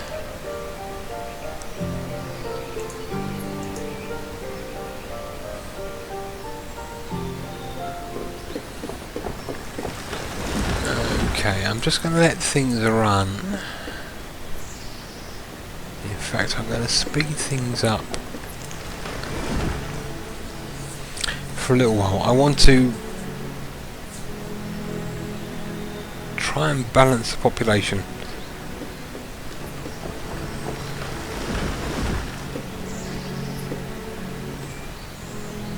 I want to clear these one people houses.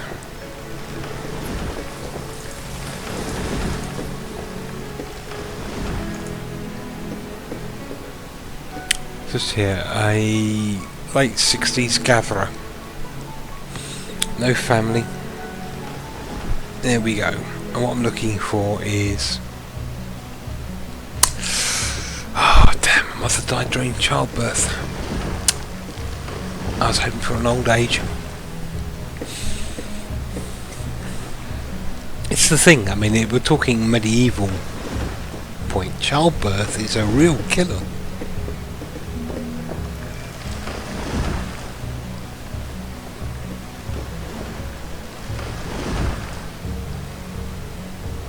And for a low population settlement to lose a childbearing woman is a severe blow for this burgeoning town and village. I mean, it's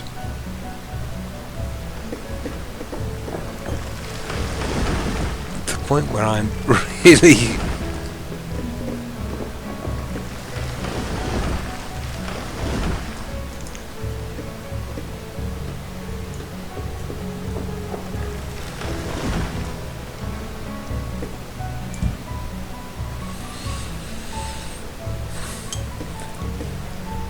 lost mother.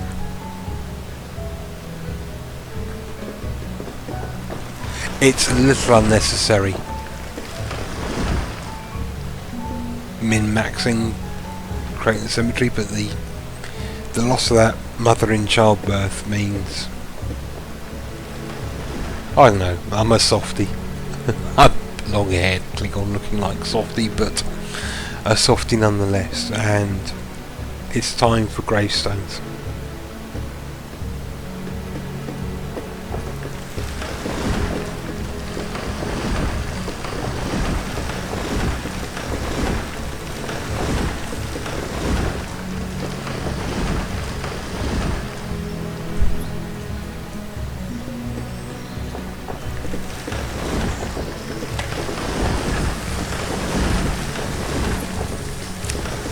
It's a little bit sort of crazy speed, but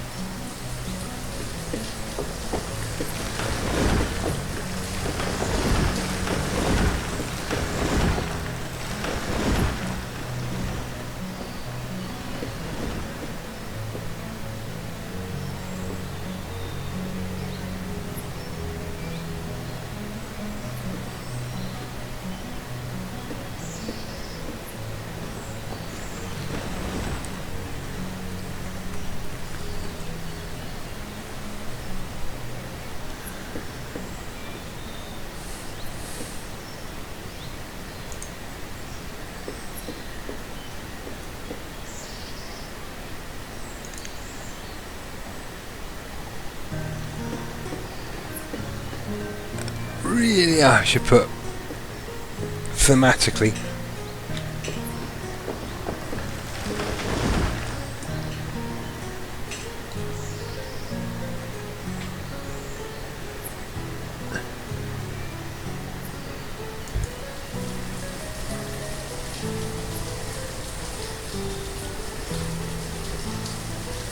Oh, one short.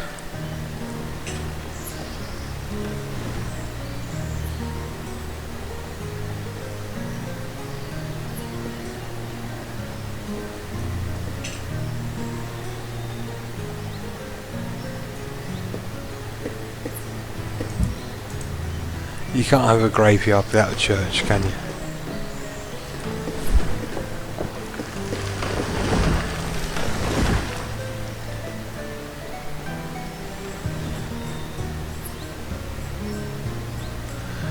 Okay, population seems to be on the edge of stabilising.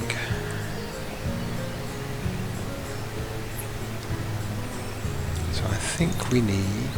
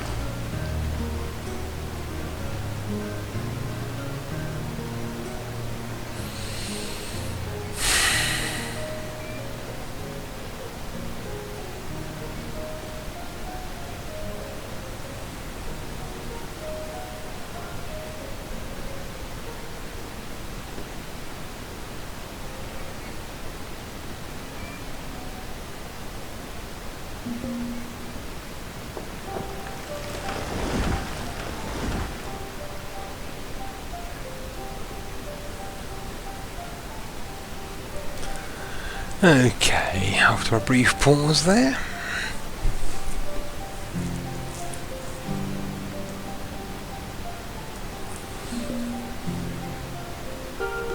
Okay, settlement is light on stone, so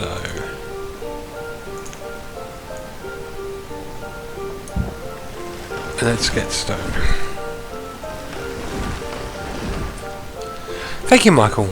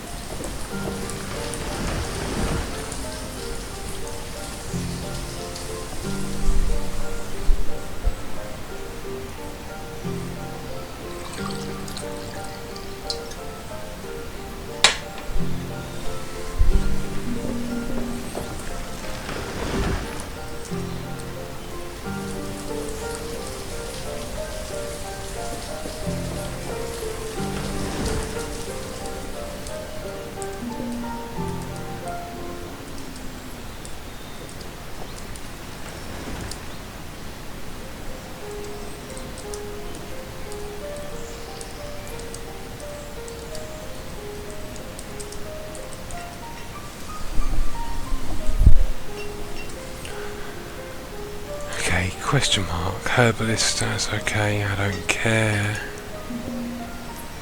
Log limit, that's alright. Okay, let's drop down to 2 again.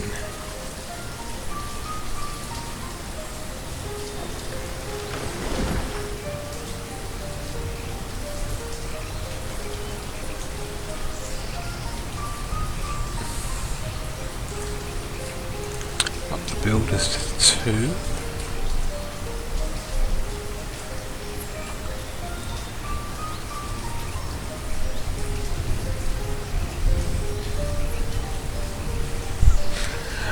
Oh dear, multitasking is not easy.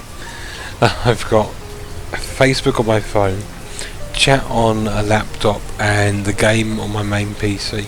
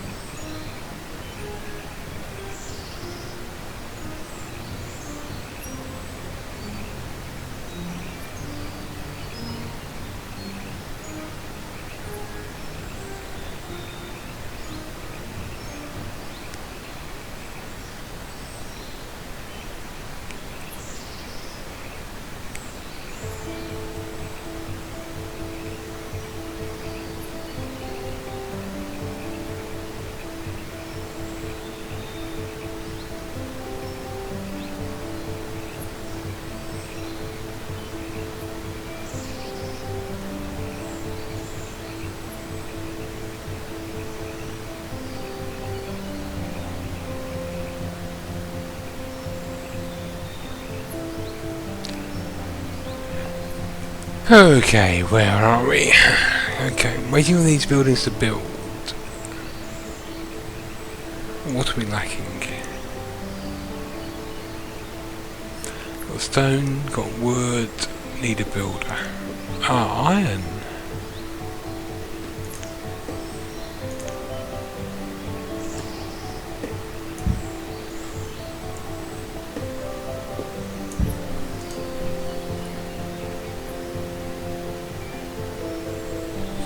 And then there was one.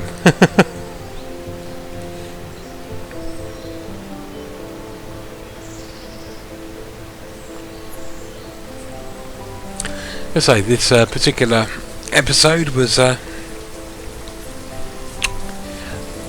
mead field alternate, just a bit of a change of pace.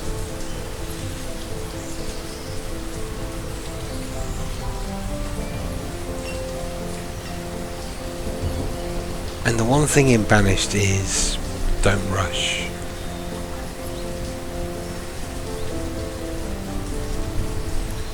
Population, we're looking at about 33% children. We have a good food surplus.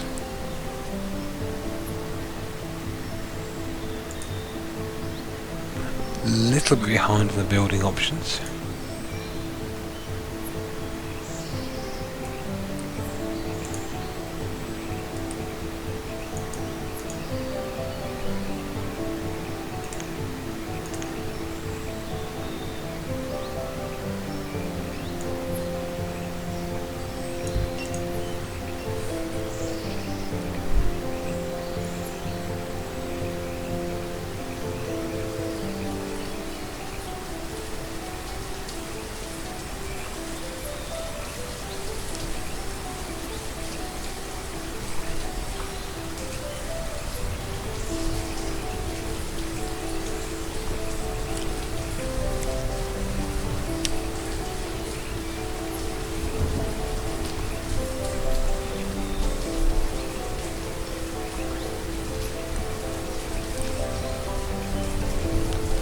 So you are missing stone.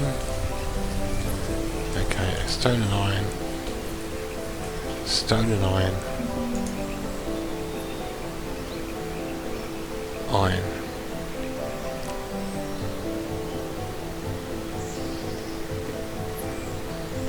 You're missing stone and iron.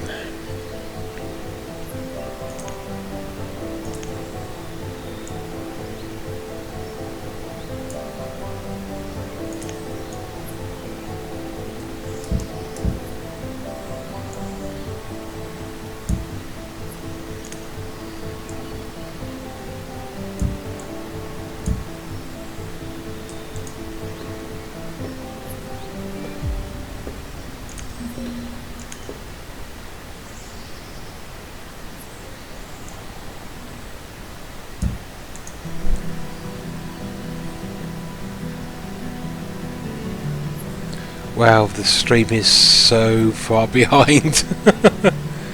I'm showing green health now. Yeah, we must be 15-20 minutes. I'm looking at the stream and I'm placing the church as I'm saying this, and that was 10 to 15 minutes ago now. Sorry for the lag, guys and gals, and those watching it on the recording, probably not so much of a problem.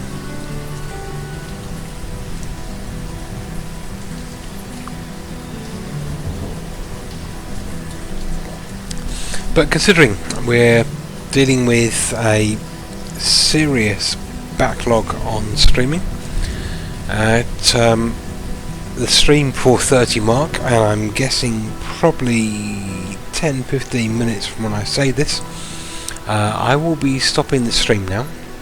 I will say thank you so much for watching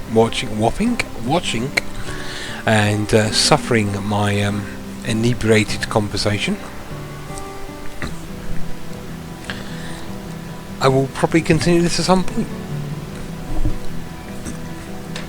Take care, have a good weekend, and I will see you soon. This was Cal.